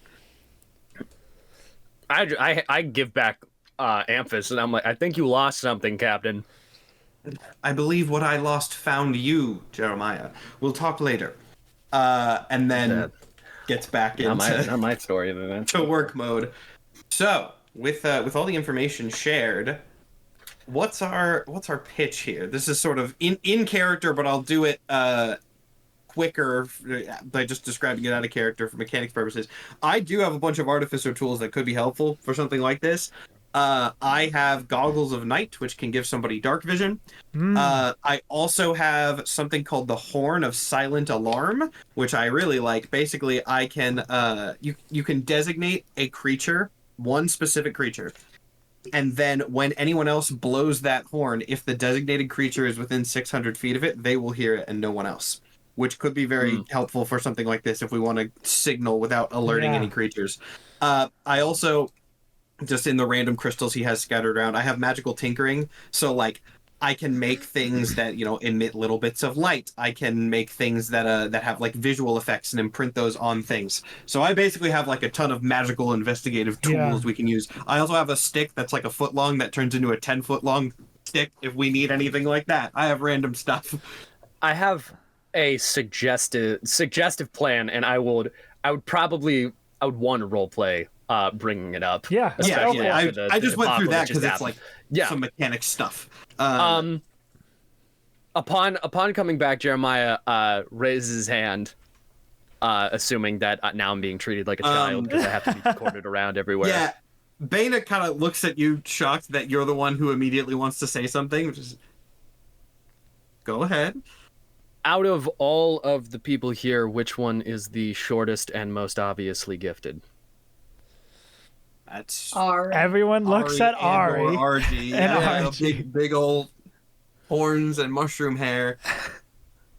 I turn back to I go, and I look at RG and I go, I'm going to need everybody. I'm saying this to the group, but looking at RG and going, I'm going to need everybody to hear me out for this plan when I say it, because it's going to sound like a plan all of you would assume I would make, but I promise it's based on evidence. Are you suggesting that we offer Ari or RG or both of them as bait to the fairies? I am offering that we put Ari in church gear, put one of the captain's devices with her, as well as weapons, so that we can possibly find the fairy home base, considering the fact that the fairies only go after obviously gifted people who are most likely in church gear. They're using the church gear as their sign, meaning they can't tell if someone is gifted or not. And once curfew goes into effect, they start picking at random. The easiest way to get them to come to us is to get someone in church gear who is obviously gifted, give them something that we can be drawn to, and then have them essentially lure us back to the fairies' base. So, and I look at Ari. Use them as bait. Holy shit. Yes, use them as bait. Bana speaks up and goes, I was actually going to suggest something similar. He's going to hold up the horn, which is the obvious one for the 600 feet away. Also, I have a crystal that I can basically put any sort of indicator on, so I can put like a specific pattern or image on it that we could use as like a trail thing. If you're comfortable with it, Ari, these tools are suited for this type of thing. It's a dangerous mission, so I won't necessarily force you into it, but it seems like a reasonable path forward. Actually, Captain, I have an addendum that might be more useful. Incredibly bold of you to speak like that to me at the moment, Jeremiah. But make it quick. Might it be more useful to put myself in the church gear and send me out as the person that they are going to end up taking? I have a higher expendability than any of the other members here and a lot more experience taking on things in the woods. Bana puts down the thing that he's holding, steps like a foot away from your face, crosses his arm and goes, Mr. Stokes, are you genuinely suggesting a plan that would allow you to go out on your own, separate from the group, after today's incident? Captain, if I wanted to escape, I would have already been gone. I just kind of look over at Vera, who I assume is clearly indicating that that's not true. Yeah, and I looking straight at you, and I go, Captain, if I was going to make an attempt to escape, I already would have. And I already, obviously, would have failed. I am not making an attempt to escape, otherwise I would have been foolish enough to do so already. I am offering the solution that results in the least amount of collateral damage and does not sacrifice people that have a lot more on the line than me. We all know out of everybody here, I am the most expendable. So if somebody is going to be sent into the nest of fairies wearing gear that can get them captured, it should most likely be me. From a practical standpoint, Mr. Stokes, though I see the point you are trying to make, I would argue that it also does stand to reason to send someone in who has unexpected capabilities. As one of our gifted members, Ari or RG does have power not afforded to the rest of us, and Ari specifically, your horns are not a direct indicator of the power you possess. That could provide an unexpected angle that you could use to your advantage in an emergency situation. I do not believe fairies have any specific way to determine what a gift does. Your fear-based ability is incredibly useful for a potential escape. I'm sorry, Captain, but how many beings has Ari killed? Does anyone else have a reaction to that before I speak? I'm curious if Ari has a reaction to that. RG will let Ari respond to the accusation. I think he's equally as speechless. That's a wild thing to say. Ari speaks up and looks rather flustered and goes, "Doesn't anybody give a shit about what I have to say about this?" Bane actually looks apologetic at that and goes, "Yes, please take your point." I think the idea is good. I think that if anybody is going to be doing anything selfless today, it can be me. I know what I signed up for when I joined the Masmus. Can I make a history check? Because would fairies have been covered in our training? I would assume so. Can I make a history check for immunities or resistances to brainwashing and poison? That's going to be a nature check for sure. Can I assist with that? Since I got a nat 20 earlier, I might have, assist advantage. What is your nature minus +3? Mine's +6, so do we want to switch that up and have I'll give you the help action, and you're the captain, you would know this. Yeah. That is already a 19. Let's see if I can get better with advantage. The advantage was a 1, so 19. 19. So notably, small pedantic thing, Jeremiah, about your investigation, because you did end up rolling like a 19 as well when you were investigating. The fairies can tell, and it's a new world. The pedantics of this can be kind of confusing sometimes. The fairies can see, and so if someone has an obvious manifestation of a gift, they can track that. Right. What they can't do, because only giants can, to our knowledge, is see who is simply blessed, which can sometimes have nothing at all. Like anybody could be blessed unless you're a giant, you would know. So then my point still holds, just for note outside, that they have no ability to tell the specific abilities of correct a gift, unless it happens to be connected to the physical manifestation. Yes, and as you and RG sort of hone over your knowledge of fairies, a very, very smart move, because fairies are immune to being charmed and frightened. Ah, okay.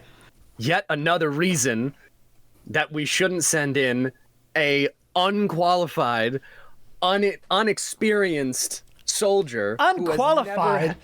I am more qualified than you ever will be. I'm going to interrupt that too. Look, Mr. Stokes, I believe you have exceeded my generosity for this conversation when you begin insulting your squad mates.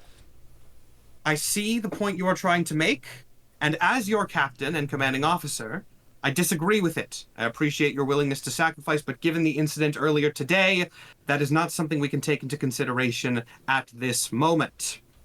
I would caution you to hold your tongue with such things in front of both myself, Vera, and your teammates who might have a more soured opinion of you when you speak in this way. Has anyone even taken into account that the church might have been a target because it's the only place that's open 24 hours? Guaranteed people flow. It's not a bad idea. Vader just kind of raises a finger and then points at when he goes, a fair analysis. And Splat kind of goes, well, surely if that is the case, we could be the crew of the church for the night and have the mayor open the church, and anybody watching will just think it's open again. I think it's better if we have specific bait. We will be able to track them specifically. We will know what we're getting into, and my poison might help me. I'll be the bait. RG, you don't have to do that. I can do it. You can't do it because your power isn't good for this situation. I don't need my power to be good in this situation. Bane will speak up. I agree that we should likely send in someone gifted for a number of reasons. Your power is not optimal. Winsome's power could help us in tracking actively, as we could communicate with plants to follow your path through the woods if needed. This does leave RG as the prime candidate, and if he is willing to step up, I think that would be the most logical strategy. I am. I'd reckon me with power would be at least a little better than you without power, Ari. Fine. You're right. You're right. RG it is. We don't necessarily have to do this like as a roleplay scene, because I don't know if it would be the most interesting to watch. But we should figure out what tools I'm giving you if you're getting captured. Sure. Obviously, you're going to want the horn, which, again, I guess a question for you. Who do you want to be the designated person to hear the horn? Because it doesn't have to be me. You just get to designate I would do it and then give it to you. But, like, one person gets to hear it. Bana would say, and I assume we're doing this privately, like, he's the default. But if you would feel more comfortable with it being Ari or someone, like, he will allow that. I don't really see any reason for it not to be Bana. All right, cool. Sweet. So he'll have that. I'll keep the goggles of night on me, so I have dark vision. I will give you just a crystal. I can do the magical tinkering, so I can imbue a tiny non-magical object. I assume Bana has regular crystals on him at all times for this to work with.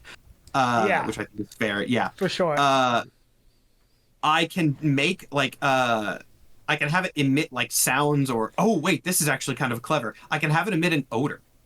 So what I'm thinking, maybe, if we give you a crystal that makes, like, a very subtle but weird smell, if we give that... if we have Spud smell that first, that provides another non-auditory tracking option just in case things get weird. Cover the spread. And then... I think this would actually probably... those are the things that I think are most reasonable. There's one more thing, but, like, that should probably be a roleplay scene. So to be clear, what trinkets and tools are in play right now? Horn of silent alarm. Which only alerts you for under what conditions? One person... Basically, the horn, it does absolutely nothing except when blown, one person... can hear it if they're within 600 feet. Got it. And that will be me. I have goggles of night, which just gives me dark vision. That's pretty simple. And then I'm also going to give him a crystal that smells like something. Specifics probably don't matter. I'm going to make it subtle, and we're going to have Spud track it. And then I'll do this in character just for the sake of it being more interesting this way. If we're assuming RG and I are doing this kind of separately as we're setting everything up. Right. After everything's set, Bane's going to kind of cipher and goes, and this is not something I offer lightly, but I appreciate your willingness to go into the unknown in this case. If you would like Amphis to accompany you, I will allow that. You have not seen him in combat, but he's quite adept at defending from various strikes, if it would make you feel more comfortable. Massive. Are you sure? I'd hate for something to happen to Amphis, of course. I mean, yeah, he thinks about it for a second. I'm very much taking the nat 20 that I got earlier to know, like, everything about these creatures as something that's important into his character. He's like, yes, I know how strange they could be, and I know that they are tricksters, typically. I know if I was going into a den of specifically trickster creatures, I would appreciate a second set of eyes. Once again, I don't offer this lightly, but I appreciate your willingness, and this is a situation in which specifically this could be of use. I'll take him. Thank you, Captain. I don't take it lightly either.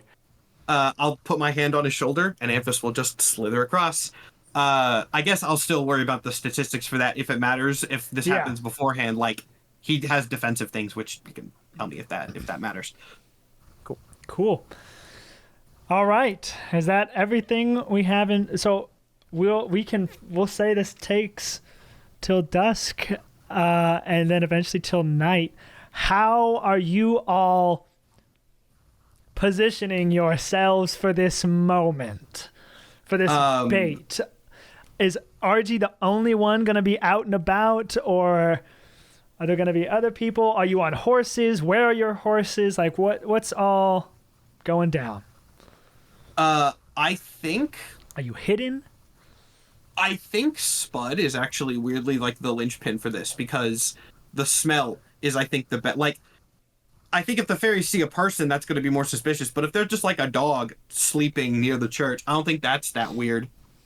So I think Spud should be, and again, this is just captain pitch. If other people have ideas, you are like the this, captain. This is a forum, yeah. But Spud needs to be the closest. He's sort of just like laying down, chilling.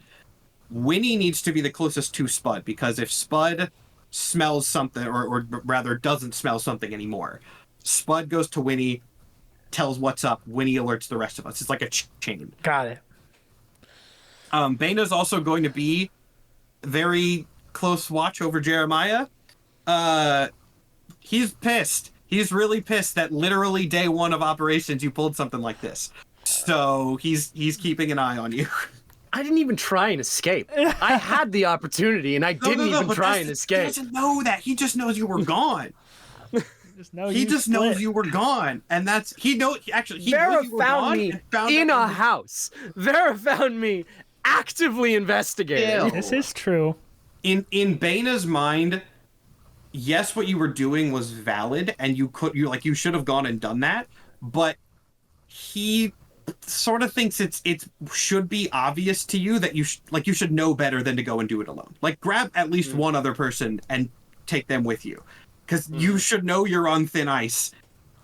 Don't go and do this alone, because you know how it'll look, basically. You know what? To state to state Jeremiah's view of it, he already thinks that he's on like the lowest rung of view from everybody, and he knows he's not trying to impress anybody.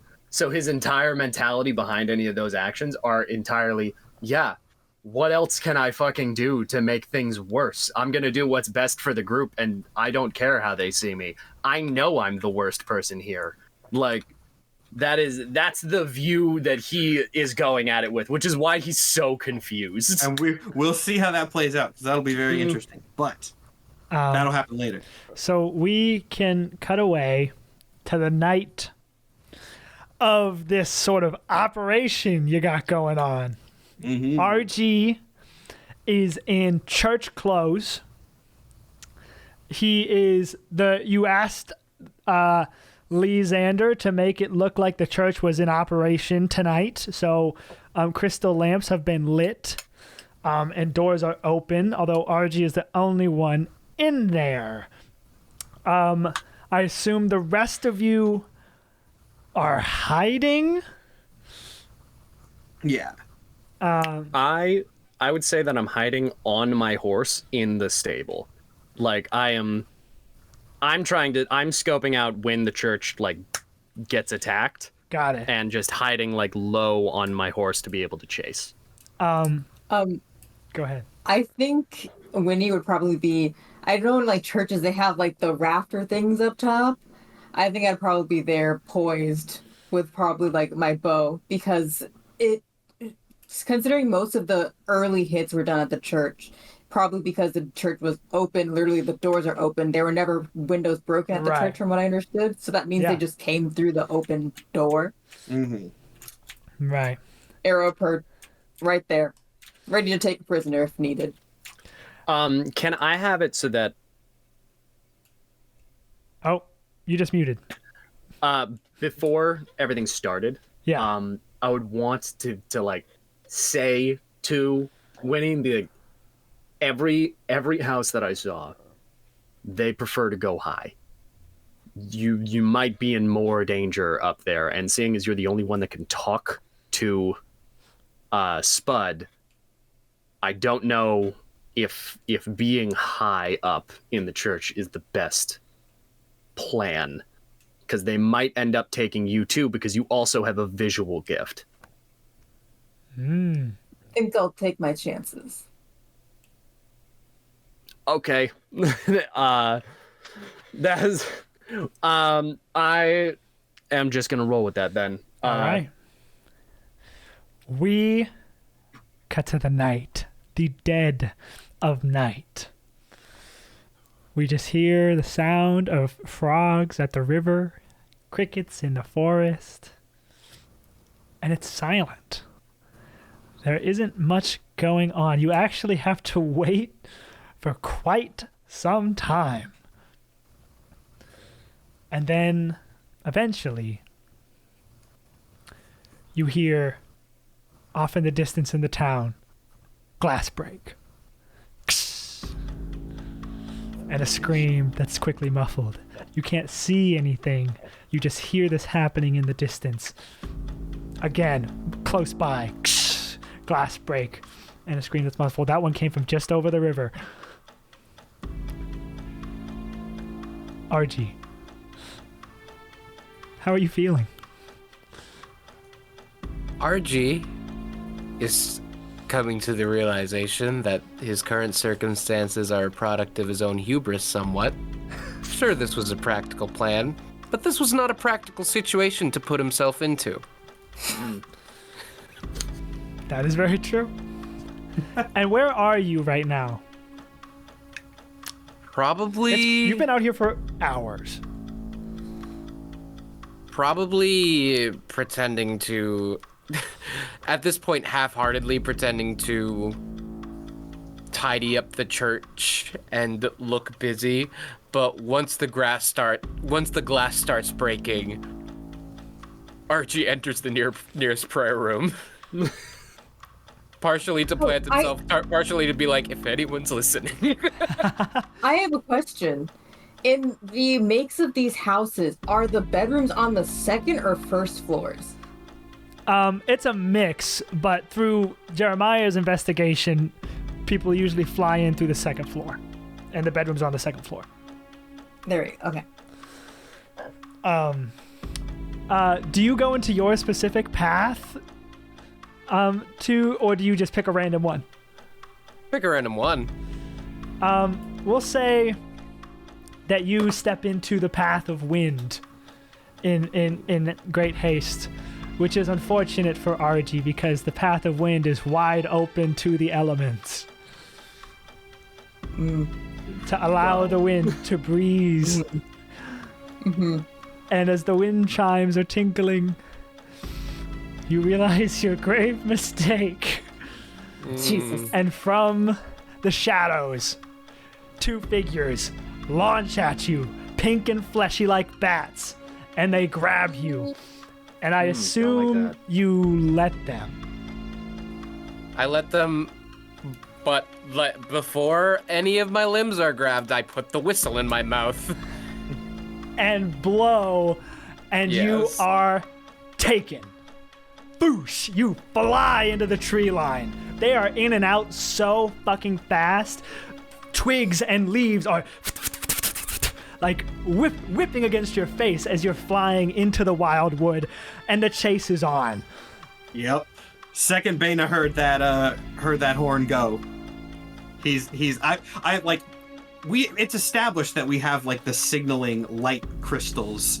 Like, I don't even think he says anything. Yeah. I think he's got like something in his hand that he's ready to trigger. So like a verbal message doesn't even have to be communicated. He hears that horn, crystal in his hand flashes, go. And all of you, I assume, mount your horses. The second I see that light, Jeremiah kicks his horse and just gone. Yeah. And like an actual squad, the headliners race into the wildwood to go and get RG Scritori. And I'm going to need a break here to go to the bathroom. That makes Go to the sense. bathroom. So we will come back to that. And we're back. Hey, if you made it this far in the VOD, now's a great time to remind you that we do an after show after all this. Thanks for the Mike, you're very happy celebration, about the Mike. after show. I'm just Every so time. excited about Patreon plugs of the after show, man. We do an after Take show control. after this. It is Patreon exclusive, where we talk about the episode we just played through. You also get the VODs uploaded to the Patreon on Sunday, unedited. and a bunch of other cool content. Now that character art is all revealed, we'll post that in high def. We need to post our dice. Forgot to do that this week. And of course, Tales from Cazilor merch is available at nathanapollo.com. We Kill Giants, Masmus themed merch. Consider getting some because 25% of proceeds get donated to Palestinian Children's Relief Fund. I will do a very early minor plug too, just to indicate to people that we are planning ahead. The concept art for some of the fall show characters is already starting to come into me. And we're not going to be showing you that yet, but A, again, it's proof that we're keeping up this production value and working ahead. And also B, when that rolls around, the concept art is another Patreon exclusive thing. And believe me, there's going to be a lot of it for the fall show. So extra little things like that also pop up from time to time. Hell yeah. With all that said, that's all of our plugs. We can smash right back into things. RG, as you're whipping through the forest, you are met with an unfortunately familiar sensation as a cloth is pressed against your mouth and you become drugged.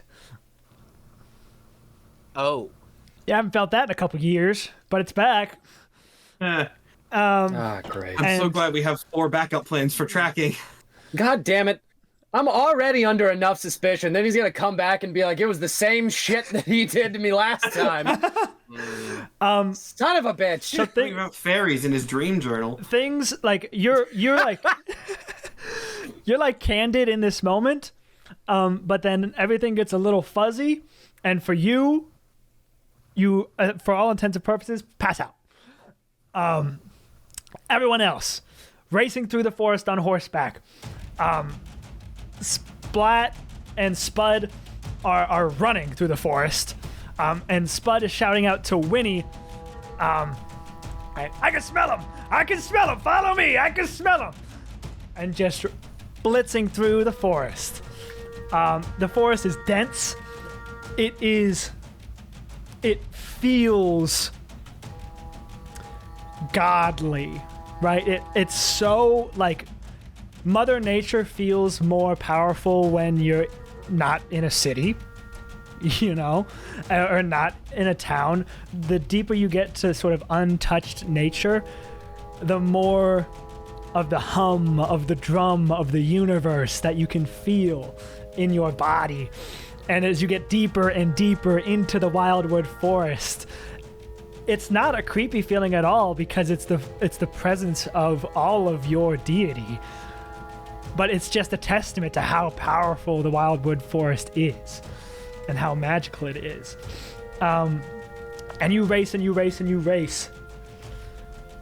At a certain point, I'm going to need everyone to give me a perception check. Maybe this is bold of me, but can I have advantage since I do technically have dark vision right now? I got my goggles. I don't know if that's going to be relevant. Sure. For this, but I might as well ask. All right, cool. Use that artificer. 11. Oh, that was a 1. These dice are hating me today. So glad I asked for advantage. And now, wow. I mean, that was still not good. That's okay. That was a 6. That wasn't well. I asked. 17. 17. 18. 18. Well, you're unconscious. Sorry, Reggie. I forgot. I was just so proud because my stat is -1. I don't get good perception rolls. If you get the best roll unconscious and not present, I'm gonna be mad.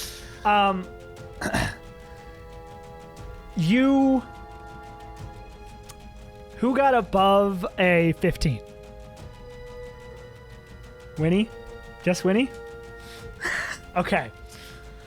Winnie, you hear rushing water coming up. The sound of rushing water. I tell everyone to break because I think we might be coming upon a cliff, possibly, or a very large river. As you kind of slow down and look closer, you can see that up ahead, this small stream turns into like a bigger river, and there's a clearing up ahead. Okay. And Spud kind of goes over there. That's where the trail goes in that clearing. In that clearing. Is there any light coming from this clearing right now? Yes. Okay. But it is not man-made. The river heads into the clearing. It's flowing away from it towards you. The river has a slight bluish glow. And there is a bright blue light deep into the clearing, but you can't tell why. You'd have to get closer to the edge. Who in this group that's actively here right now has the best perception? Which in universe would be like it would be performed best in Baina's test. It would be Highblade Vera if you really want to get the best of who's here right now. Oh, I was gonna say if someone wants to go and do a perception check, I was gonna lend him my goggles. Does she even need them? No, she doesn't. She doesn't need them. If we have one set of dark vision, it can be passed around as needed. But I'll just say that openly. But so Vera. Actually, Vera is a supervisor here. I don't know if she would participate. I mean, to be blunt, like, I know she's here to see how you do, not how she does. Bane is at least going to kind of like go up and be like, I'm aware that you're supervising, but you are technically here, and given your unique abilities, this is something you can actively help in better than anyone else. That is true. I suppose I'll go take a quick look around. And as quietly as she can, Vera kind of walks her horse closer to the edge of the clearing. And all of you just kind of see it. She's there. And then she walks back. And she goes, I think, Baina, you should come take a look at this. I'm not familiar. I think your knowledge could assist here.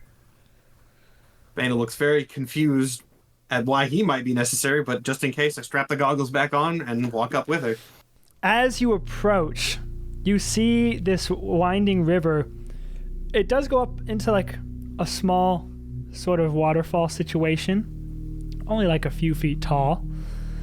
And there is an extremely wide pool in the center of this clearing, kind of at the edge of sort of some rocks.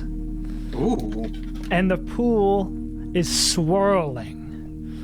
It is a whirlpool just in the middle of this forest. Nature check, Arcana check. Those are the same bonus actually. So it doesn't matter whichever you think would be better. Give me a nature check. Nature check. All right. Please be good. Solid. That's a 16. I'll take it. A 16. This is a phenomenon of the wild, right? There shouldn't be a whirlpool in the middle of the forest, but there is. How strange. And it's clearly glowing with magic. I don't know if you would have heard of what this is. I don't know if a 15, 16 is high enough. But this is extremely magical. You can feel it. It's almost like the whirlpool is as mentioned before, humming with power. Almost brought a rod of magic detection, and I didn't today. Bane is kicking himself. I should have brought a better kit. Do you know what that is? It appears to be a magical whirlpool. You probably gathered that. Wow. That's incredible, Captain. Is it dangerous? Gonna kind of look at it for a second. It's okay. Here's a question. I don't know if I would have a high enough roll to tell this, but since you said it was like a very, very strong magical signature, does it seem like volatile, or does it? Yeah. Okay, and then that's the exact word he's gonna use. And it's so funny you use that word, because I had to look up that word when describing this location to make sure that's the accurate description. Wonderful. We're on the same wavelength. But it's volatile, meaning that It feels like the energy could change at any given time. But you don't see any of the fairies. You just see this whirlpool. I'm gonna tell everyone. It seems volatile to be certain, and then I'm gonna gesture for Winnie to come up here. I stealth my way over there. Winsome, would you mind asking the plant life in this area if this is the natural state of this whirlpool or if this is a recent development? I think I asked the moss on the rocks, like, hey, has this always been here? The wild works in many ways. That was a yes or no question.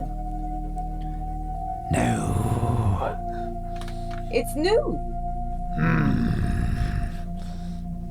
The moss, which I believe is what you were talking to, didn't seem entirely cooperative from that response.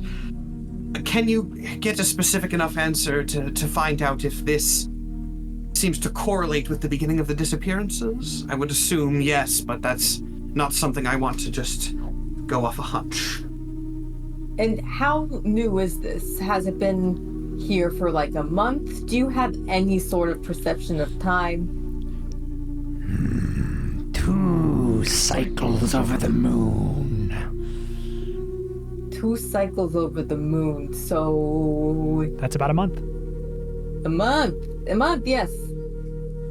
Gonna obviously no, we don't need to communicate that. That's all been said. So I think at this point, I want to backtrack a little bit to the rest of the squad. I don't want to have this conversation in possible view of anything that could go in or out of this whirlpool, but I want to communicate everything we've said to everyone else here, which is NPCs and Panda. But just get that established. I do have a couple of questions for the. Oh yeah, I was gonna say Beta needs to think, which means I need to think. So you go ahead. I'm gonna come up with something. Do things go into or out of this phenomenon of the wild? The whirlpool is a door. A door. It's a door. Okay. For fairies? You know what fairies are.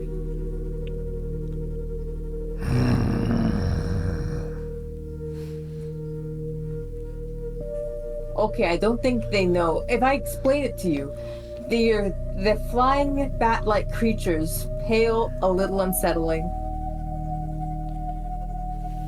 Fairies. Yes. And they come out and into. Just watch. And you hear rustling in the trees that clearly the moss sensed before you. And hide. Anybody who's peering into the clearing will bear witness as 3 fairies come out, each holding somebody. One of the fairies is holding Argy, who just seems to be coming to. Another fairy is holding the child that Jeremiah spoke to earlier today. And another fairy is holding someone you don't recognize. And they all fly out from the tops of the trees and down as the whirlpool begins to rush and gush. And rising out from the water, a giant appears. And he places one hand on one side and one hand on the other and kind of shoves himself up and steps out into the forest, 35 feet tall as the trees. And the fairies are flying at his eye level. And do any of you speak giant? I speak giant. Jeremiah speaks giant? Could I roll a history check to see if I know any of...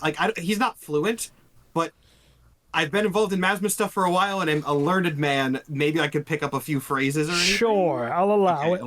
We'll see what Does Lexi speak history check I giant? can get. That's a good question. Oh, that's an 8. Let me That's check. probably nothing. He does not. He Okay. does not. Does anybody else? Ari does speak giant. Sorry, yeah, I also have giant noted down as a language. Seems right like now. your grandpa took extra measures to make sure you guys would be prime soldiers. That makes sense. sense. Sounds about right. So RG, Ari, Jeremiah, Highblade Vera, Su Young, and then Bane is gonna try his best. I got an 8, so probably not. Can understand giant. The only people who can't are Winnie, Lexi, and Splat. Is that everyone that And- can't? Probably. And Captain Bana. Yeah. So most of the people can hear this. As the giant steps out, you can tell from your classes that this is some kind of they in Atraria they call it a cad, but it's a captain. You can tell by what they're wearing. The colors of Atraria are purple, and it has like the emblem that's on their flag. I can actually show you the Atrarian flag.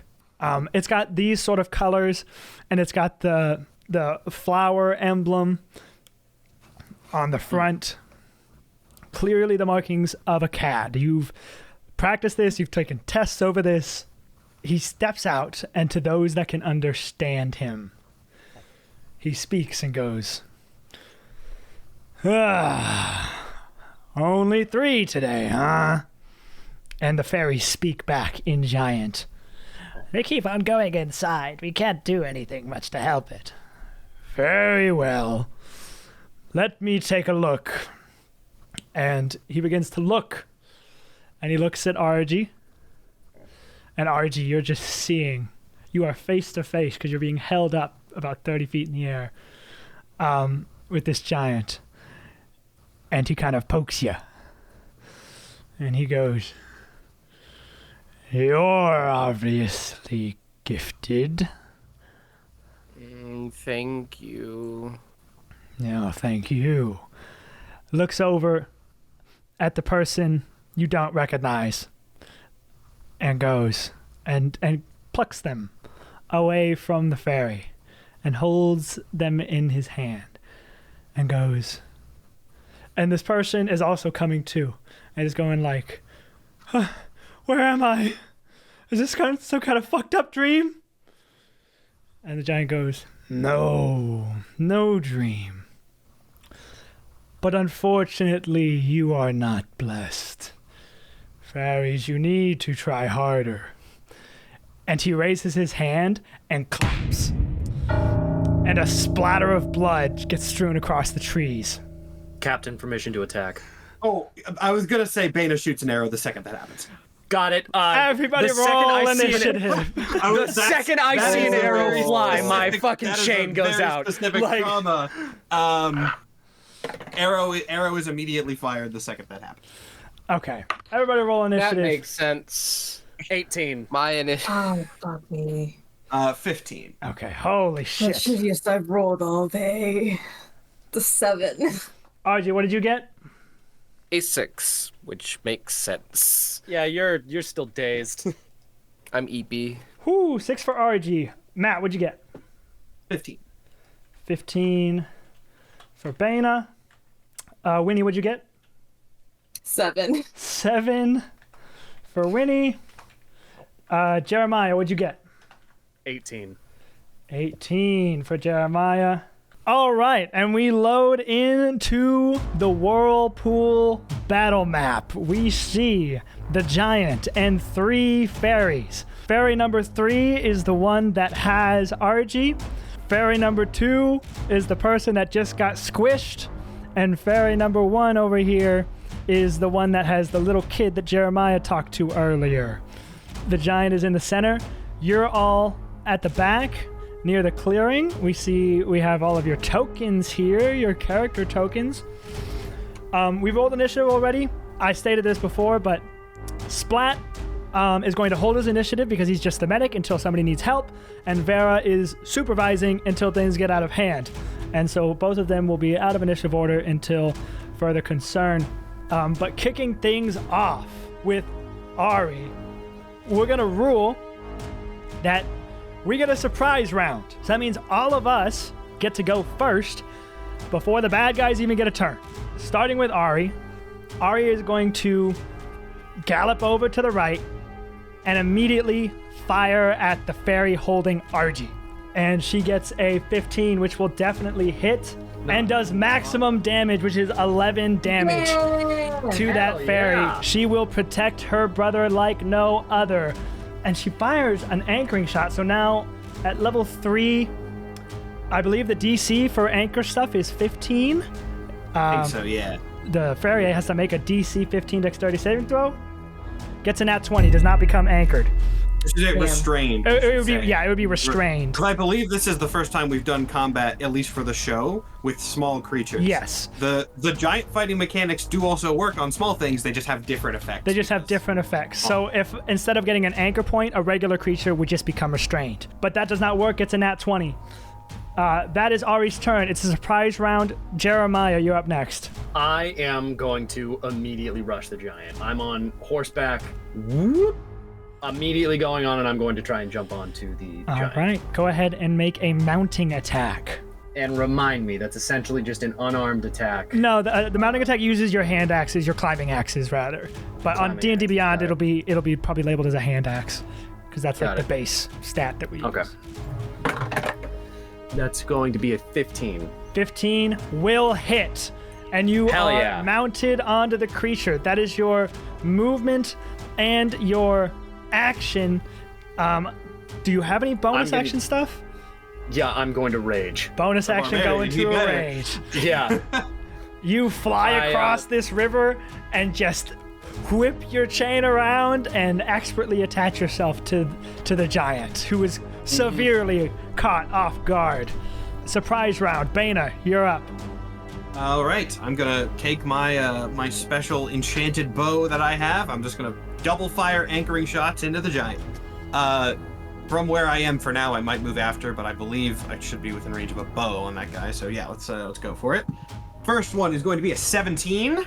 17 will hit. I can just do both of them at once if that's gonna Yeah, be go for easier it. for rolls. Okay. Second one is a 19. Both of those will hit. Go ahead and roll damage. Nice. This guy gets 2 anchor points. Yeah, 2 anchor points. And the damage is going to be 12. Not too much, 12. not the best damage rolls in the world, but 12 damage total.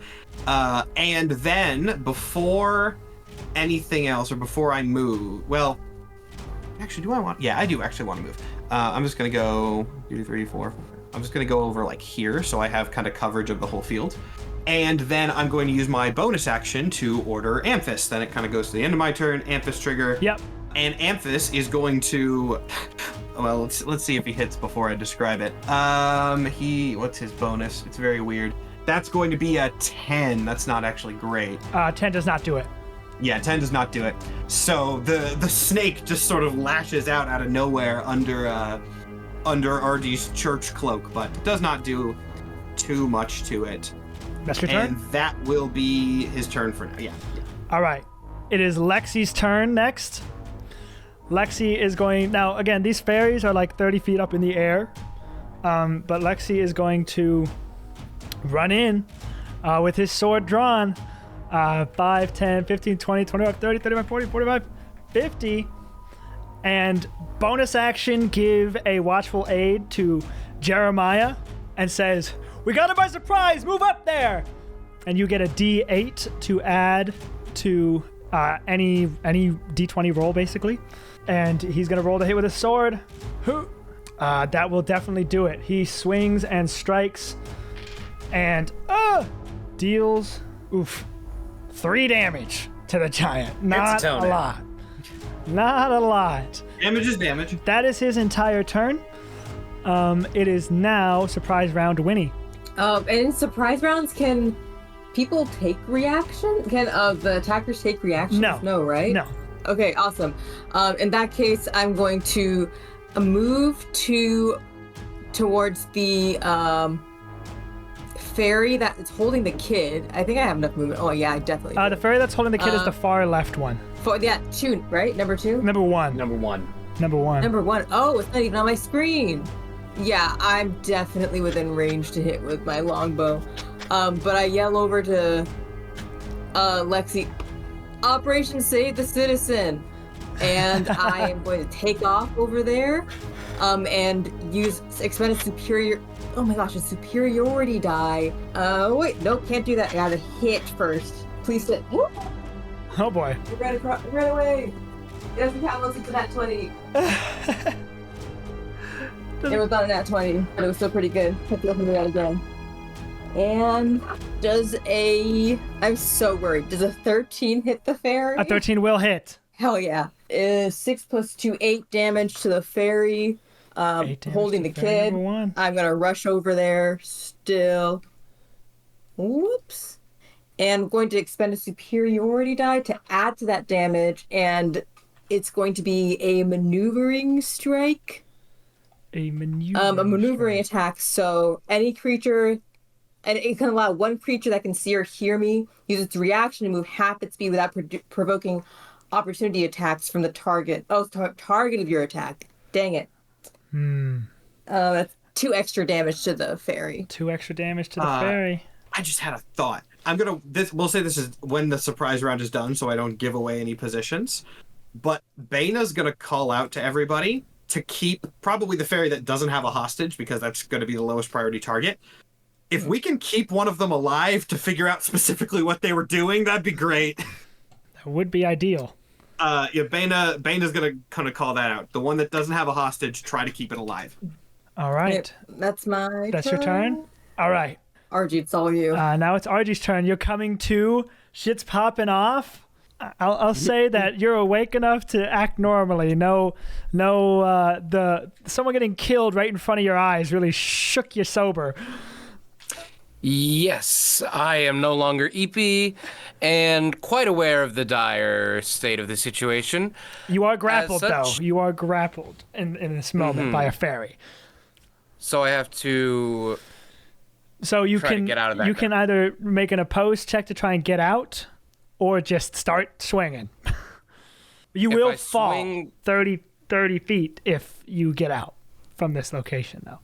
And how does being blessed You / would- gifted affect that fall damage? Being blessed, you take resistance to bludgeoning, so you would get resistance to this fall damage. It'd basically be like falling 15 feet. You can take that. Yeah. You'll be fine. Yeah, it's a dire situation. I'll start swinging.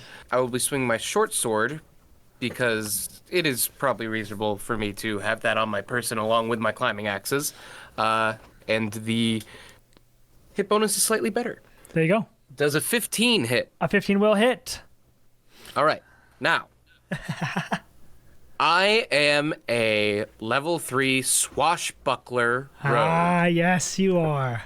So now, in addition to sneak attack, I have rakish audacity. You add your charisma modifier +0 to your initiative rolls. You don't need advantage on the attack roll to use sneak attack against a creature if you are within 5 feet of it. No other creatures are within 5 feet of you, and you don't have disadvantage on the attack roll. I pose to the room, and failing that, the audience, or someone composed the internet. Does this overwrite the rules of sneak attack? Because Amphis is here. I was about to say, so technically Amphis is sharing your space. We have him next to you to represent. I don't know if that changes anything. Yeah. But like when Amphis is on somebody, he is wrapped around him and then like lashing out to block an attack. It's basically like a Doc Ock arm that you have on you. So I don't. That's for Nathan to rule, but like mechanically, Amphis is in your space. I will tentatively rule in this moment that Amphis is not a creature, but a construct. Yes. Tentatively. He's a magical tool. Tentatively. And my best friend. So yes, you can get that sneak attack. Okay, cool. In that case, the damage will be 3d6 plus 2 instead of just the 1. 11 damage. 11 damage. Damn. This fairy's already looking pretty messed up. It scowls and growls at you in a language that you actually do understand. He says, "You fucking piece of shit, get the fuck off of me." Oh, Oh my gotta go on god, the they're TikTok. bilingual. Bilingual. It's that with him knowing giant, and then you actually do get it. You actually do get it. Cool. Doesn't let go though. oh. That is the end of the surprise round. Looping back around to Ari. Ari is going to once again fire at the fairy that's holding you. And will get a 15, which will hit. And that does 8 damage. This thing has to make another check to avoid becoming restrained itself. And it fails and becomes restrained by a root that takes shape into like a nearby rock. And it cannot move. I'll put a little marker on it to know. Bink! It cannot move. Restrained. That is Ari's whole turn. It is now the fairy's turn. Fairy number 1. It hits Winnie with a child. Fairy number 1 is going to book it. Does that mean they leave my range? Yes, And I get... they will. They are going to, with the child, fly away. 5, 10, 15, 20, 25, 30. I get an opportunity attack though, right? You do, absolutely. Go ahead and make that. That's nat 1. Swing and a miss. This fairy seems kid. to be making way towards the whirlpool. No! That's that fairy's whole turn. Second fairy that's holding nobody will fly down and attack. Probably the closest one will fly down and attack Lexi. It's going to swing, unsheathing a sword. Is going to swing and Miss. even with slippery bastard will hit, dealing 9 slashing damage to Lexi. And he goes, oh, not cool. That is that fairy's turn. This fairy can't move. Oh, tough spot for this fairy. Damn, can't move. That's so unfortunate. Good job, Ari. This fairy is going to drop Argy, looking extremely bloodied and battered already in just one round of attacks. Going to drop Argy. Argy, you're going to take 3d6 falling damage for falling 30 feet, Woof. which is 6 halved to 3. Oh. I rolled 2 ones. 6 halved to 3 damage because you are blessed. And then is going to bonus action at the end of its turn, do a strength check to break free from the anchor, and will succeed, and that is its whole turn. It is no longer restrained. It no longer has RG in its grasp. That is all of the fairies. Jeremiah. I'm gonna keep climbing the giant. Okay.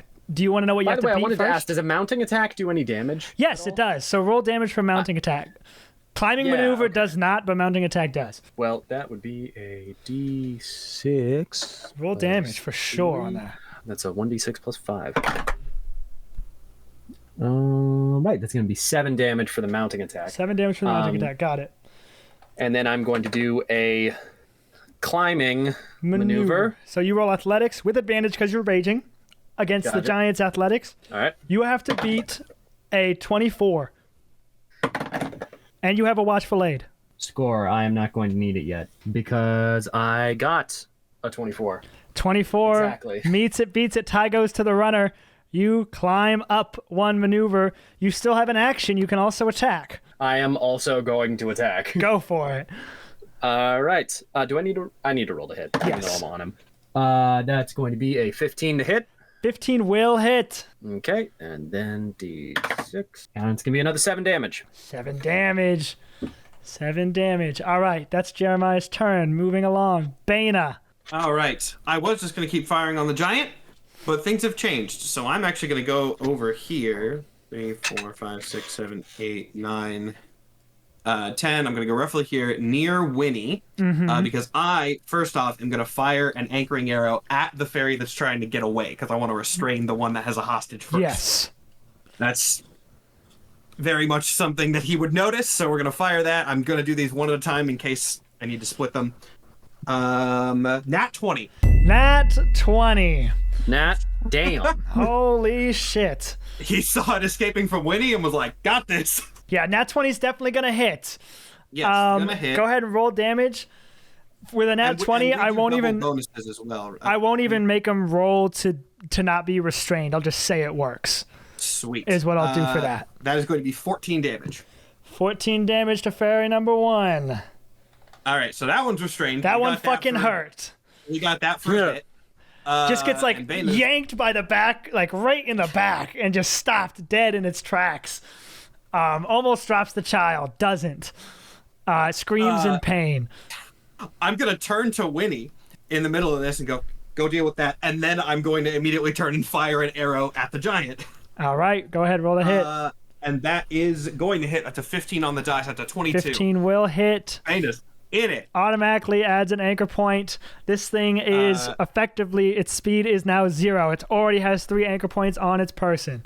Let's go. And the damage on that is going to be 10. That's the end of my turn. I use my movement. I use my attacks. I'm going to bonus action command Amphis. Amphis is going to attack the fairy that is harassing RG. I don't think it can. It got dropped. Oh, is it?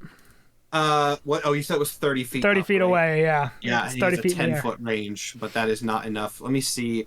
Okay, then in that case, there's nothing Amphis can do. I believe technically he takes the dodge action if there is nothing he can do. Good to know. That probably won't matter, but either way, that will be the end of Baina's turn, which I'm All right. quite happy with. It is now the giant's turn, who, on his first chance to act, you all have acted so swiftly that he already is immobilized. So his range is limited to who is immediately surrounding him, which, fortunately for us, is both of our non-blessed people. Oh boy. Oh no. So at first, Lexi could get squished first, right?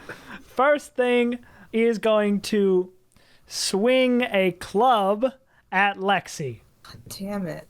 No. That's definitely going to hit. Oh shit. I No. wonder how much health he has. Lexi takes a beefy hit. Man. Wow, how much damage is this? Okay. I need to go get more dice. I don't like that. No. No, hold on. No, you don't. Use what you no, have. enough. Those better be D4s. Those better be all D4s. I better see so many little triangles in your hand, Nathan. I promise it's fine. He'll be alright. There's no And I way should this believe is you, fine. boy. We're gonna roll really low rolls. Okay, really low rolls. But how many? We got 3d8. So it's 2 plus 4 is 6. Plus 3 is 9. Plus 5 is 14 bludgeoning damage, not halved because he's just a guy. That hurt him. That did indeed hurt him, but he is still up. Yeah. The giant is going to take its second attack to try to grab Jeremiah. So, Great. Jeremiah, I'm going to need, again, athletics or acrobatics. You haven't been hurt yet. You shut up. You get to roll this with advantage. Okay. You need to beat a 14. And I get advantage? You get advantage. And you have a watchful aim from Lexi. All right, I already beat it. That's a 18. That's Easy. 18 plus 5. That's a 24. You avoid getting grabbed. The giant is going to take a bonus action at the end of its turn to break an anchor point. It's got to make a strength check. Gets it. Loses Hey, I one got anchor point. multi-attack. Ari's also here. We can Ari handle is it. also here. Okay. That is the giant's turn. It is now Lexi's turn. He is sandwiched between a rock and a hard place. Lexi is going to take a bonus action to drink a healing potion. All of you have 2 just normal healing potions that take a bonus action to drink. And so he's going to roll that. 2d4 plus 2 is 6 healing. It's better than nothing. And then, oh my god, this is tough. I want him to take 2 opportunity attacks. Yeah. I think he needs to. He might strategically fall back, use his action to disengage. And he already used his bonus action, but he already gave Jeremiah watchful aid. And he says, "You got this, man!" And disengages as his action and uses his movement to gallop towards the field medic and get quickly tended to. Thank fucking God. That Jesus is Christ. that is Lexi's turn. Winnie, you're up. Okay, it's not looking good out here, folks. I don't think I can even get close enough to catch the kid if this thing gets down. So I'm going to do sort of a Hail Mary. I'm going to rip one of the flowers out of my hair and say, "Wallace, if you can hear this, please come as quickly as you can." And then throw it onto the ground and hope that message gets him through the root system. I don't know how the wild works, but It works in fuck is the mysterious tree ways, gonna I do? guess. We're deep in the hey. wildwood.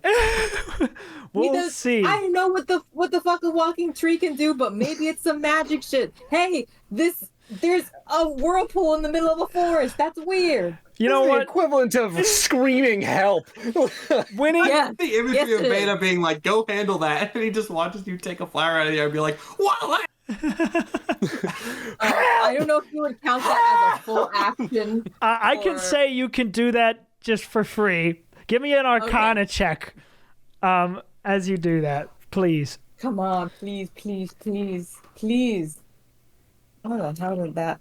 God fucking damn it, it's another nat one. Maybe that'll do something. I guess. Oh my gosh. Okay. So, you do that. That's for free. Go ahead. What else do you want to Okay. actually do? I'm going to try to hit this thing. And I'm also going to gallop over there. It is currently restrained right now, so it won't be able to move on its turn. Okay.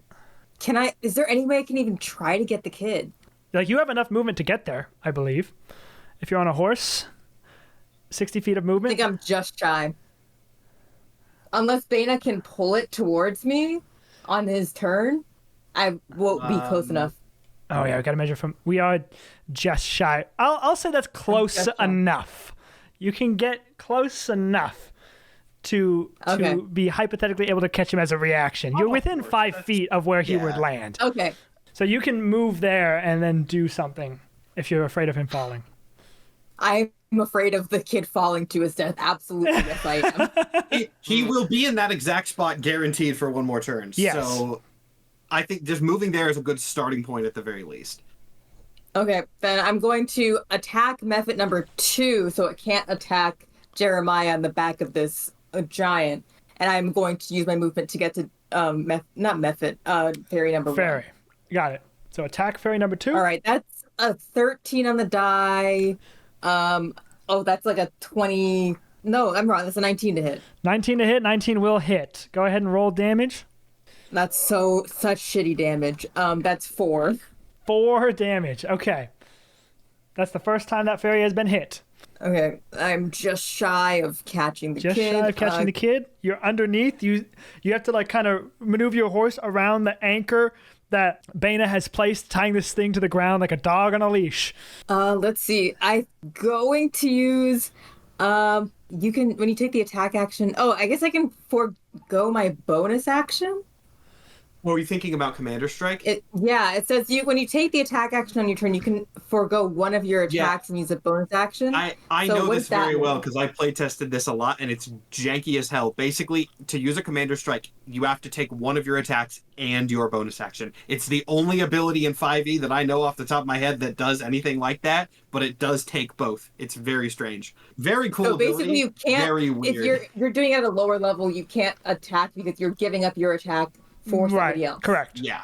Okay, then I'll use a distracting strike. So I'll expend a superiority die for that. And what does that do? Oh, you and hit that you hit fairy number 2 with that. I realized that whole time I've been rolling a d10 and not my d8. But I was like, how'd I roll a 0? She's cheating the system. I mean, I haven't rolled higher than a 6, That's so true. it's fine. That's a 3 on an actual d8 this time. Is that just so extra 3 damage extra to that damage to fairy? that. Okay. And basically, the next attack rolled against the target by an attacker other than me has advantage if the attack is Got not it. before the start of my next turn. Before the start of your next turn. Okay, I'm going to put a little Yes. marker on this bad boy. Green means you get advantage on it. Stalwart, man. Battlemaster Stalwart Battlemaster is like one Stalwart, of the best baby. combos in our system. It is now Argy's turn. Argy, you have fallen to the ground, and you can get up and act. I can.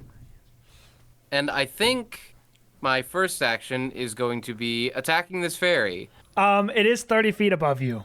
In that case, I can use some tech that I alluded to when I was miserable about being level 1 during the tryouts. I have Cunning Action, which allows you to use a bonus action to either dash, disengage, duck, dip, dive, and dodge. I forget what the third one was. But the important one is dash, because Yes. I can use my bonus action to dash Correct. over to the giant and get into mounting attack range, which uses an attack in the turn economy. Yes. It would be really lame if I miss and can't do the rest of the fuck. And we'll just say that we'll just remember that Amphis is on you, and I'll delete this token and give you a purple dot. He's about to drop off anyway, because Amphis being on a climber isn't super helpful. Yeah. So he's about to move. And I'll bring the him back. bonus for mounting attack is just whatever you have for attacking with Your hand correct? axes, yes. Then that is a 14 to hit. 14 will hit. You mount upon the creature right at the thigh, just below Jeremiah. And Also why deals- was cunning action so useful then, Mike? Well, first to note, the mounting attack deals 6 damage, and the cunning action was so important because while mounting attack takes up an action, the next step, which is climbing a maneuver, takes up a movement. And since we used our bonus attack to dash over, we still have our movement and can do a climbing action in the same turn. Correct. And not much climbing will be done, regardless. Well, I got a 7. it's an opposed check. I got a 7. You got a 7. All right. This guy gets a 14, so you do not go very far. But you are mounted, and that is better than nothing. And I believe being fair here, because there's an ally, i.e. Jeremiah, and you have Amphis, which gives you advantage, you could have made that mounting attack with advantage, and which means you could have got sneak attack on that. So that's an additional 6 damage. An additional 6 damage. Everything matters. I believe that's your whole turn. Yes. And then we loop back around in the initiative order to Ari. Ari is going to fire now, seeing that the fairy has dropped you, largely thanks to her actions. Ari is going to now, as the kids would say, lock in and go to attack the giant. Never do that again. That's in my actual vocabulary. I don't know why I made it so weird. I can confirm I've heard Nathan say that outside I don't know why I made it seem like I turned so 25 much- and suddenly I'm like, as the kids would say. It'd be so much more natural for you to just go, she's going to lock in. Yeah, I don't know any why. of us no one would have We questioned wouldn't it. even I don't know blink. why I said Now it like I'm questioning it. But she does hit for what it's worth. And that is going to do... Rolling high on the damage for Ari today. 9 damage to the giant. Track, her brother was kidnapped. It's true. And gets an anchoring point. The giant once again can no longer move. That is her turn. It is now the fairy's turn. This fairy is going to hightail it out of here using its dash action. It's going to go 60 feet that way. Kerplunk. That's its whole turn. The second fairy is going to, seeing that in the last turn the giant was restrained and was trying to grab at the climber, the fairy's going to wheel around and go to attack Jeremiah. Motherfucker. Amphis can use his reaction to impose disadvantage on that. Now this is where we get into weird territory. Because technically they're in different climbing zones. To be fair, it is Amphis range. It's within Amphis's range, which is 10 feet. So I don't know. That's a question for you. Is if the fairy's within 10 feet. I'll allow it, because I did say that this giant was like 30-something feet tall. And so if this is any recollection, it's like 10, 20, 30. And really, this top point is the neck. And so it'll be a little bit smaller than that. I also feel a need to clarify for any people who are like very much digging into the rules. Amphis has longer range than a normal steel defender. That has been allowed. Yes. Normally it's 5, but Amphis is a snake, so that has been Permitted. cleared beforehand. It's to balance out the lack of spell casting. So you impose disadvantage on this attack. Yes. And that does do it. An attack that would hit now misses. Hey. And Hell yeah. if Jeremiah had any hair left, it would have got cut. But thankfully he's bald. You feel like My the swing of beard, the you sword go right over your head and look back to see Amphis's tail like coiling around, pulling it an inch upwards. Yikes. Incredible. I love my snake boy. That is that fairy's turn. This fairy's turn. It cannot move. So it's just going to have to use its bonus action to try and break free. It does not. Shit. It still has the kid. It's not going to let go. It's just struggling against the ropes. That is all the fairies. Now Jeremiah. All right, I got to make another climbing. Climbing maneuver. Climb maneuver is a athletics check. Yes. With advantage, right? With advantage because you're a barbarian and you're raging. Correct. Gotcha. All right. Oh, thank God for advantage. All right, that's much better. That's going to be an 18. 18 will most certainly beat a 15. And you climb up further to the neck of this Atrarian captain. And you still have an attack. Hell yeah. Well, I'm going to try and make a death blow then. Go ahead and roll to hit. All right. And you have a watchful aid. I do have a watchful aid. That's a good thing. Oh, good. Yeah, that's a real good thing. That's going to be a 22. A 22? Yeah, that'll definitely hit. That will definitely hit. And you add 1 death blow to the adversity tracker. That is fantastic. Death blows don't do damage, they do death blows. So we can move quickly along to Captain Baina, who is on the sidelines here. Okay, let's see. The fairy that has the kid is still restrained, right? Correct. I think at this point... And Winnie is below it. Yeah, Winnie... So that fairy's restrained. We have somebody on that. You know what? I have 2 attacks. I'm going to go more in the center. I want to try and restrain this third fairy as well. We already maybe have the ability to take somebody alive, but I also don't necessarily want someone getting away mid-fight and bringing back help. So I'm going to fire another anchoring shot at that fairy, which I think I have range. If I need to move a little bit closer, I can, but I'll double check. Oh, yeah. Actually got right where I needed to. All right, anchoring arrow. Whoops, rolled it off the table. Anchoring arrow. 25. Yeah, 25 will hit. Go ahead and roll damage on that. Yes, that will be... Wow, not bad damage. 11 damage. And then con save for the anchor point. No need. As that arrow pierces this fairy, it falls dead. Cool. Handled it once again. Handled it once again. Another win for Captain Baina. I mean, he's not mentally he's stressed out, but effectiveness wise he's having a great time. Let's see, do I want to try and shoot the I think we'll handle the giant. I know that fairy is going to be locked down for at least another turn and somebody is controlling, so we're going to fire another anchoring shot at the giant. Okay. That I think is going to be his first miss in a bit. That's only a 10. Yeah, that misses. Yeah, that's fine, though. I did the main thing I needed to. And then I was going to have Amphis drop off of RG, but actually, given the way that things have shaken out, I think he's most helpful where he is. Okay. So I am still going to have him attack. Question is, do I want him to attack the giant or the fairy? That's the question. I mean, the giant's the higher priority. I'm gonna have Amphis just bite at the giant. Oh, that might not matter. 14? 14 will hit. 14 will. Okay, cool.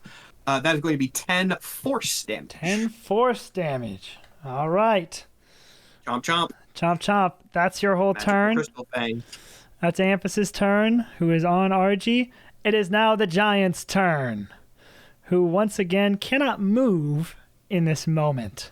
I think it's time to start swatting at the climbers on him like flies. He's going to first make a grapple attempt at the one immediately at its neck.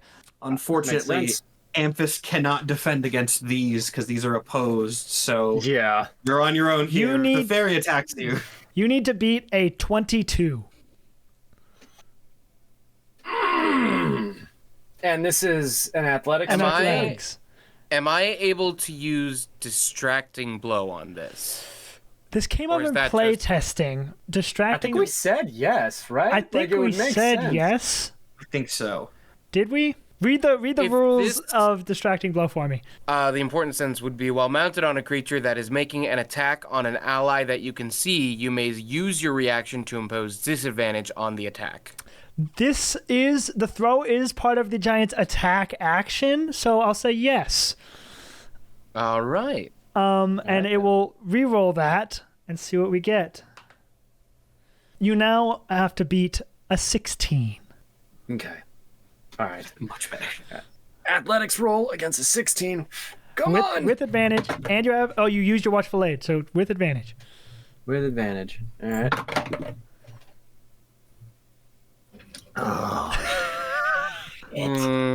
Is that a face of happiness? No. Uh-oh. That's 12. 12. And I used my watchful aid already. Do I have anything else I can use? I don't think there's anything you have here. No, I don't think there is anything that I have here. As you are gashing at this giant's neck and you do one big slash, it says, "Not so fast!" And its entire hand slaps you like a bug on its neck, grabs you, and throws you. The question is where? So many options. I think you guys got him back against the wall. He's going to be mean. He's going to throw you. What's the range here? Where are people at? Ah! He's going to throw you as far as he can at someone he can see, which happens to be Winnie, and will throw you 60 feet. You are going to take 5d6 or 6d6 damage for every 10-foot thrown. This could kill me. Wait, This 66 for every 10 No, feet? no. You get 66 because you were thrown 60 feet. It's 1d6 for every 10. 1d6 per 10. I said that really horribly. But All right. Winnie, you need to make a DC 13 dexterity saving throw or take the same amount of damage and be knocked prone. But you're blessed. DC what again? DC 13. Is that that's a giant specific mechanic? Yes, that is something we have formulated. We made the Damn. throw specific for this. I got a 21. Does that mean I dodge? You dodge Jeremiah and he lands in the dirt behind you. Oh my god, I that's can't try so to much catch him. worse. I feel like that's a bad idea. I You're feel on like- a horse. Can you catch a whole man? Yeah, I'm a mean, very if I'm dense just, like, human. I don't... I'm not going to let you... I just duck out of the I'm not going to way. let you try to catch a flying human body and not take damage. Yeah, I just want to clarify the visuals here. You see a short, hairy, screaming ball of blades being thrown at you, and you're like, I got it! Like, that's not... I don't know if you should Like, try if and receive that. If I dodge your, I feel like that looks so bad. I see you flying over here and I just dodge out of the way I'm and in a watch rage. you crumble. I don't know. It would look worse if you took a man to the face. You know But what? if You know it's what it looks like when you intentional, it's throw different. a GoPro? That's my view. I can't tell that you're gonna dodge me. Like, He's not going to know. He's gonna... Yeah. See, the reason you'd be knocked unconscious if you were, say, hit with a basketball at terminal velocity is because it caught you off guard. Because it was a surprise. if you took a If you football could see it weighing coming, 190 if you- pounds to the face, you're done. You know, your hardest bone is located in your forehead, so if you just take it right there, you'll be fine.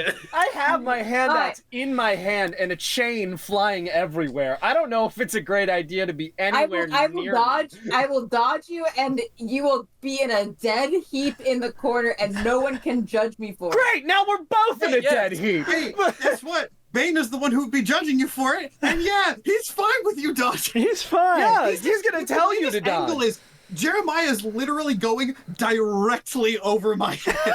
This whole thing play out like space for space. He is going over me. Like, Yeah. That is true. His visual is just. he's going so 10, much 15 feet worse. over my head, and I'm still ducking to be safe.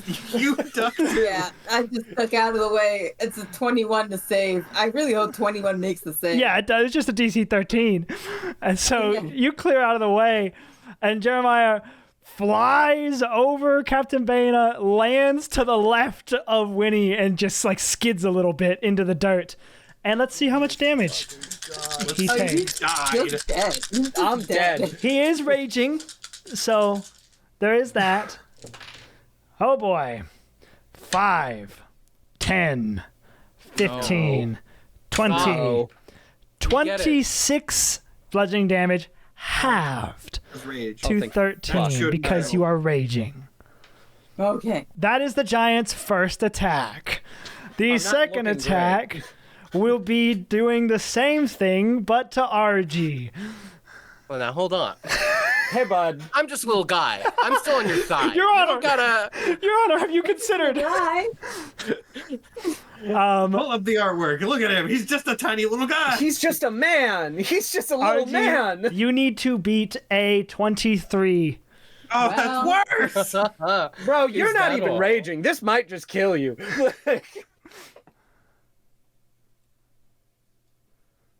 That does not look like you beat a 23. I'm gonna check one of my abilities really quick to see how fucked I am. Oh god. Yeah, you didn't know about his ability to add plus 20 to any roll? Mushroom Okay, powers yes. activate. So, more mechanical showcase. Even though we already showcased this, but I rolled a nat 1, so I'm gonna use Get a Grip, Ah! is an RG gift-specific maneuver. I sprout a mushroom out of any given surface, and it gives me an extra handhold to assist my climb, allowing you to re-roll 0 post check, almost certainly to its benefit, because it can't be worse than a nat 1. Only thing nat worse 1 than a would nat be 1. Made get that with squished. climbing maneuvers in mind, but I will allow this absolutely. 23 to beat. Is that another nat 1? No, but does a 7 beat a 23? We took the 1 and we added a little line to it. That's really cute. Again, everyone forgets about his special thing where he can add plus 20 to any roll. Hey, do you want to try and catch the mushroom boy? He might be a little softer. No, it's okay. think we This actually one's make getting it right signed, sealed, and delivered right to his sister. She's gonna get you with the horns, man. You're dead. That's- He's gonna forego 2d6 of damage to do damage to 2 people. And so he's gonna throw you directly at Ari. Yo. And so you are going to take just 4d6, but Ari needs to make a dexterity saving throw. This I heavily assume is the case, but I'm going to say it also just for mechanics clarification. I'm assuming that Amphis is taking the same damage as well. Yes. Yes, okay. Amphis will be fine. He can self-heal, but Ari succeeds on the save. Now, I hate to say this, Archie, but there's sirens going by outside. This feels I prophetic. hate to say this, but Ari is not going to catch you. You are hurtling towards her at incredible speed. The point about horns was also very valid. Like, if she tries to catch you and messes that up, you're going to hit essentially a rock. Like, Yeah. I think it's fair. You're being thrown at a ram. That is. I mean, as you Reverse approach, headbutt. she goes, "Holy fuck, Archie!" and ducks. And you take 5, 10, 17 damage, halved because you're blessed, to, we'll round down to 8. 8 damage. 17 to Amphis Okay, as well. okay. Which I have to track separately. In my head, I had already had half my health taken away. I was wrong. There I you am go. now at half my health. There you go. That's less bad. I would love to clarify the visuals of what RG just saw, because he woke up, got on this thing, looked up, and just saw. and gone, and then the hand reached down and grabbed him, and This dude is ripping off humans off his body like toilet paper, wet toilet paper. Just get off of me, So good. and throwing. That it's gonna bonus action try to break an anchor point at the end of its turn, I really hope it doesn't get it, because and if it it doesn't, we might does actually- not get it. Okay, so it still we can't actually- move. If but Bana and Ari lock in, we could pull it if we hit all three. our of climbers are no longer in their climbing zones. Wow. guys, what if we get What a- TPK what on a the first bad guy? game-changing turn. Game changer indeed. That is the giant's turn. Here's your it is first now- assignment. Go find some missing people. Everyone died. No one came back. It's so mean, but I'm so happy at the same time because we made these mechanics with these kinds of possibilities in mind, and it's kind of cool that Yeah. it did happen. Splat has taken an initiative order between the giant and Lexi as he gives Lexi a greater healing potion, something he has in his own personal field medic kit, which will do 4d8 plus or 4d4 plus 4, which is going to be 6, 11 plus 4, 15 healing to Alexi. He is almost back up to full. Then it is Alexi's turn, and Splat's like, you're good, man, go, get back out there. And he's like, all right. And Don't get back out there. Lexi gets back out there. Seeing it, 2 allies, the 6 seconds he was away, get fucking thrown to the corners of the earth. He will be charging back in. 35, 40, 45, 50, 55, 60. Hey, Beta, you ready for some flashbacks? Oh, I mean, we saw what happened at the start of this fight. Already there. He's going to toss a watchful aid to Ari. Actually, he's going to toss it to Captain Bana. He's in the zone. He goes, exactly what you're thinking, Bana. Lexi goes, Captain, I think we can pull him! And gives you a watchful aid. You get a D8 to your next whatever you want. And then he's going to attack with advantage because of Masmus Mounted Combatant at this giant. It was almost a nat 20, and then it rolled to a 2, but he rolled a 17 on the other die, so it's okay. That will hit and deal damage, which will be 7 damage to this giant. That is Lexi's turn. Winnie, you're up. Jeremiah just crashed into the dirt beside you. Jeremiah, can you still move?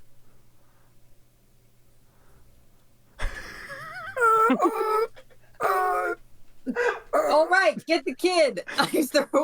I shoot an arrow at the giant, seeing that there are no more climbers on it. Please hit.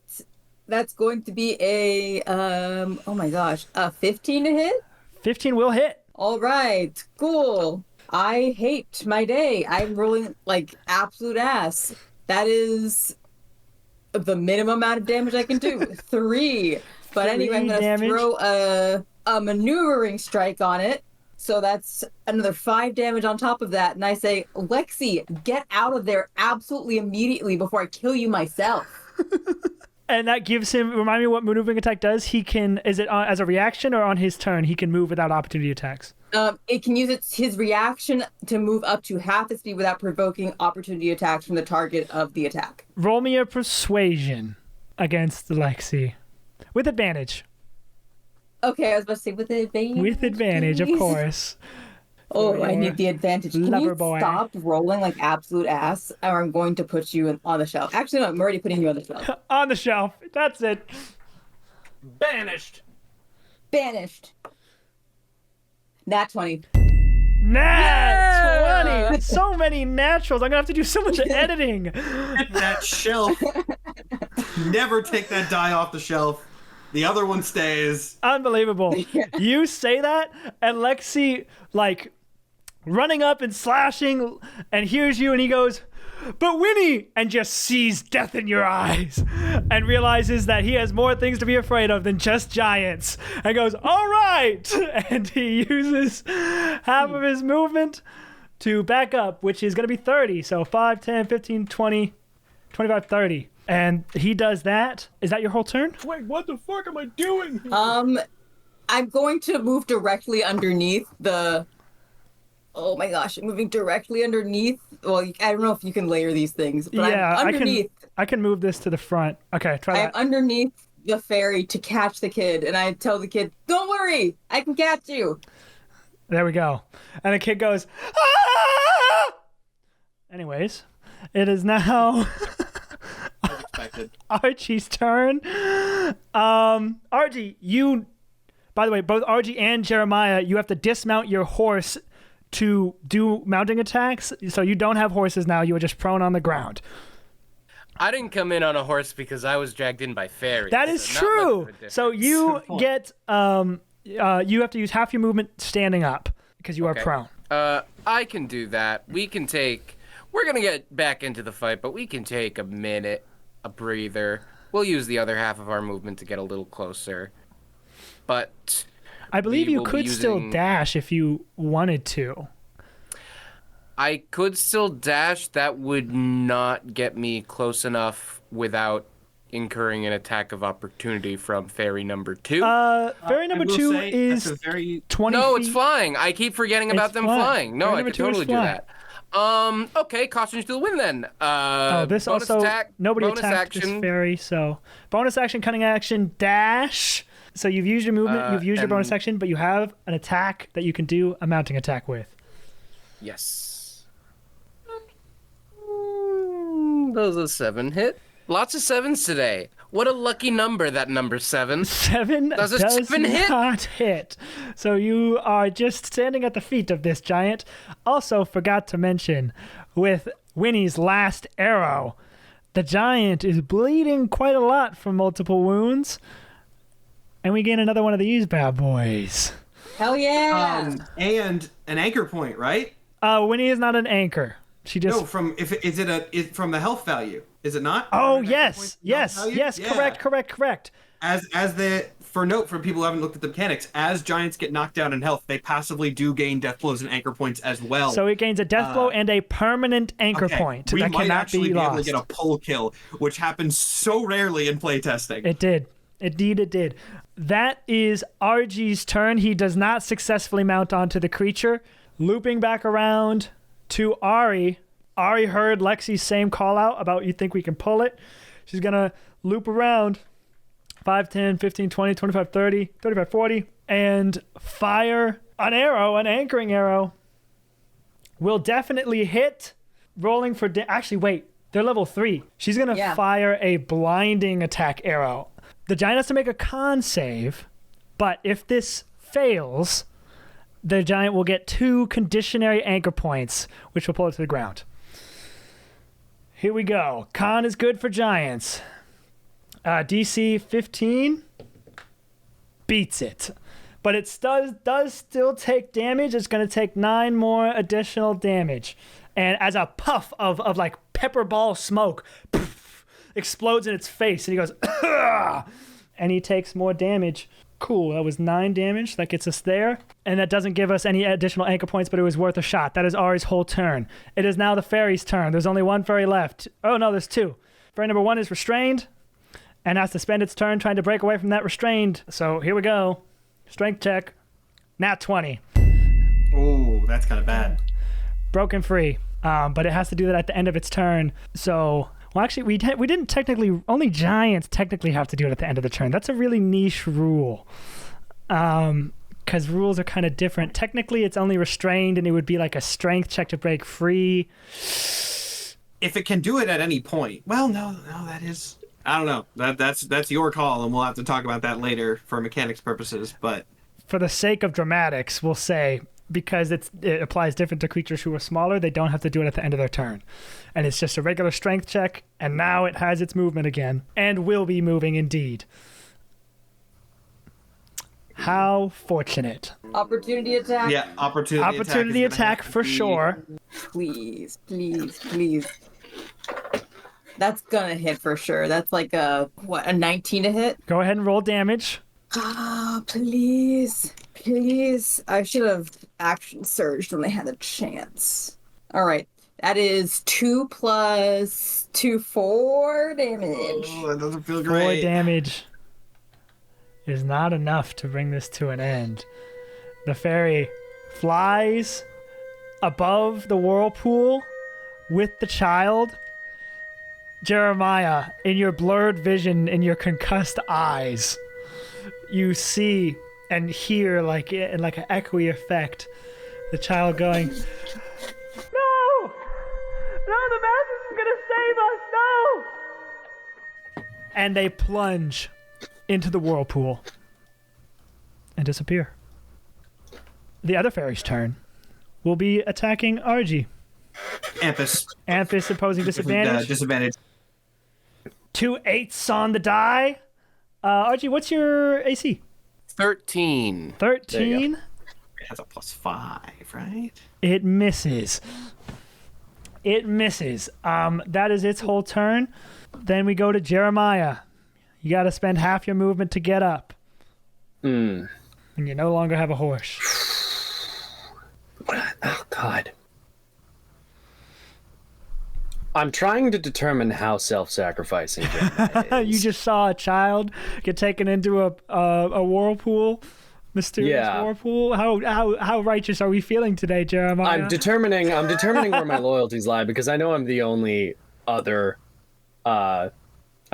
climber other than RG who is currently standing bewildered at the feet of the thing. Yep. Fuck.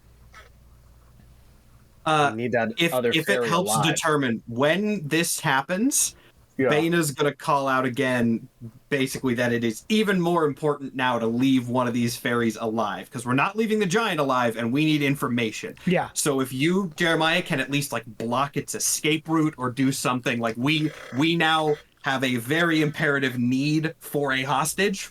So that's the path that he's suggesting. Again, you're raging, so I don't know how much you're gonna take stock in that, but That's true. And you just saw a really nice kid get taken away, and you are pissed. I'll do a persuasion check if I have to on that, if that helps the rage. It's not a huge, I don't have a great stat to that, but I'll to be the devil and not the angel on your shoulder, I will add that the glimmer of hope that you saw in that child's eyes when you first met him was gone as you saw him get taken into the whirlpool. Do I have absolutely any ability to see the other side of the whirlpool? You would have to get closer. Worst case scenario, I need to block its escape. I'm too far away from the giant to be able to help. I don't have dash because I'm a... Do I have dash? I don't think I have You can dash. use your action to dash. I can use my action to dash. Yeah. At the and very there's nothing least- to attack.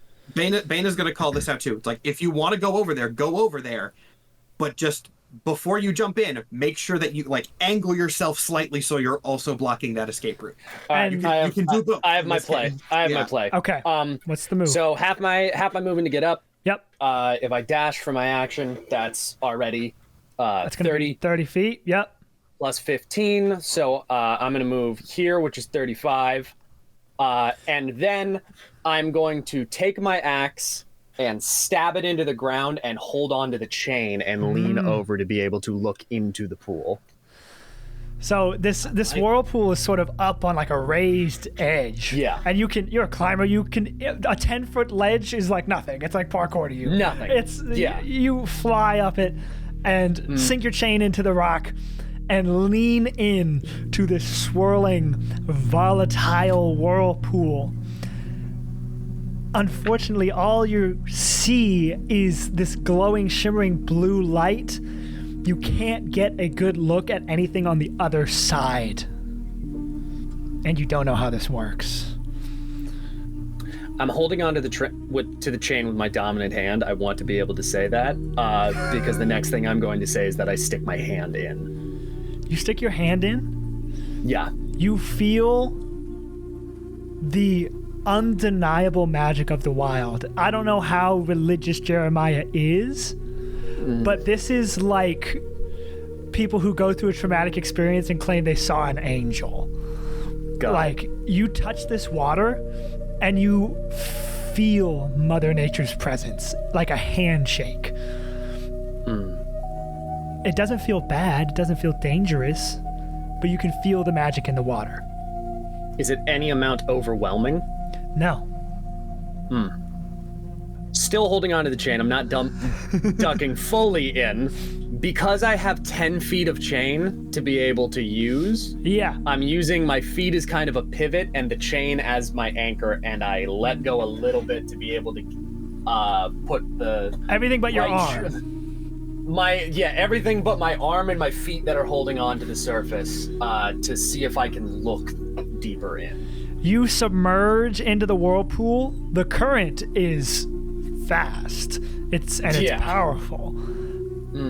But in the underneath the water, which is now shimmering in light all around you, you see that the whirlpool, like a draining bathtub, goes all the way down to a really bright point of light that is what is causing all the light in this water that you can't see through. You just see this ball, this sphere of light. Is there any roll I can make to determine if that's a portal of some kind?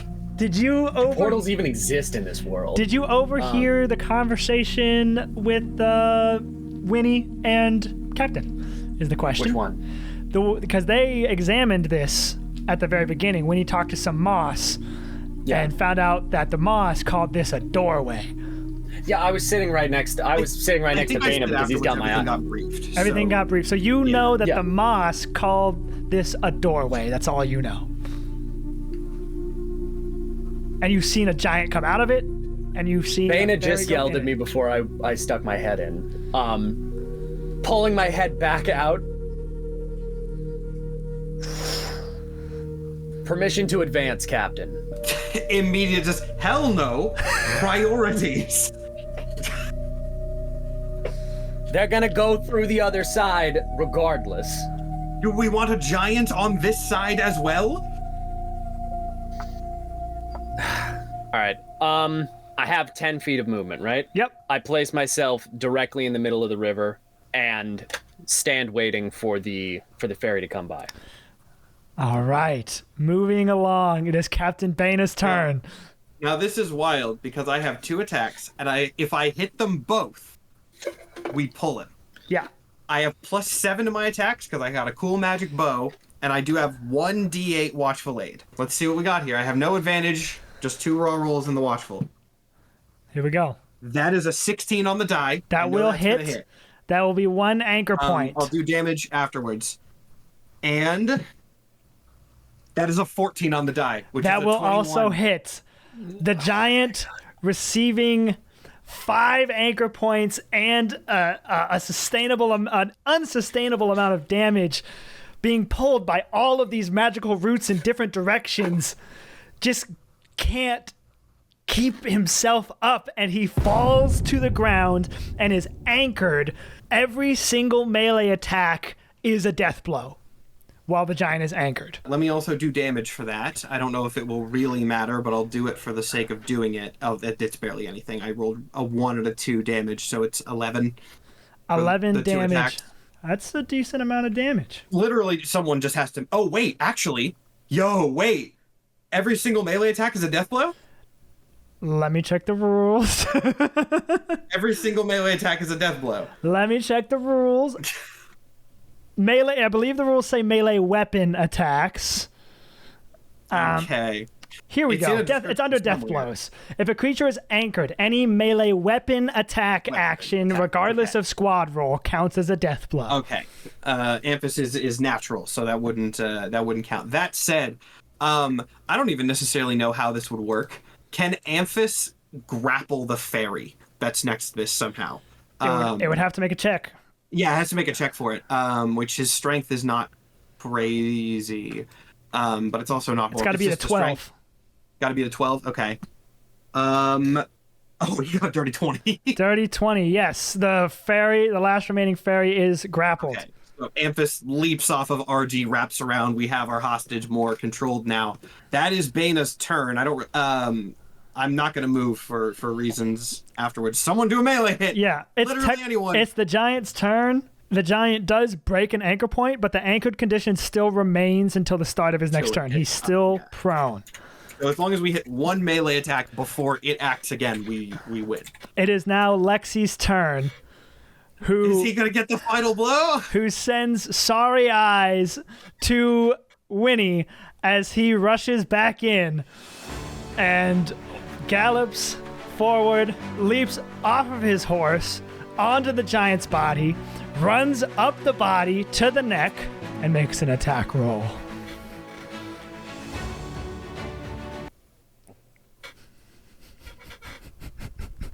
If you fucking miss, you absolute moron. Surely he has advantage. Miss, you're absolute. Oh yes, Surely he there are has- surely there he are has advantage. allies nearby, and yes, He's also down flat on his back. he's down flat on his back. That will hit. Okay. He runs He's up. almost trips as he's running up and then saves it. Yeah, and he trips over like a buckle on the giant's outfit as he's running up the chest, gathers his bearings, raises his sword, and drives it into the giant's neck and slices it across. And the giant is dead. And that is where we will end this episode of Tales from Cazilor, the Golden Era. Thank you so much for joining us. We will see you all next week for episode 4, where we find out the aftermath of this mysterious whirlpool. We're about to go record the after show. It's Patreon exclusive. For just $5, you can enjoy that content and also get the VODs early on Sundays. Thank you for watching. See you next time.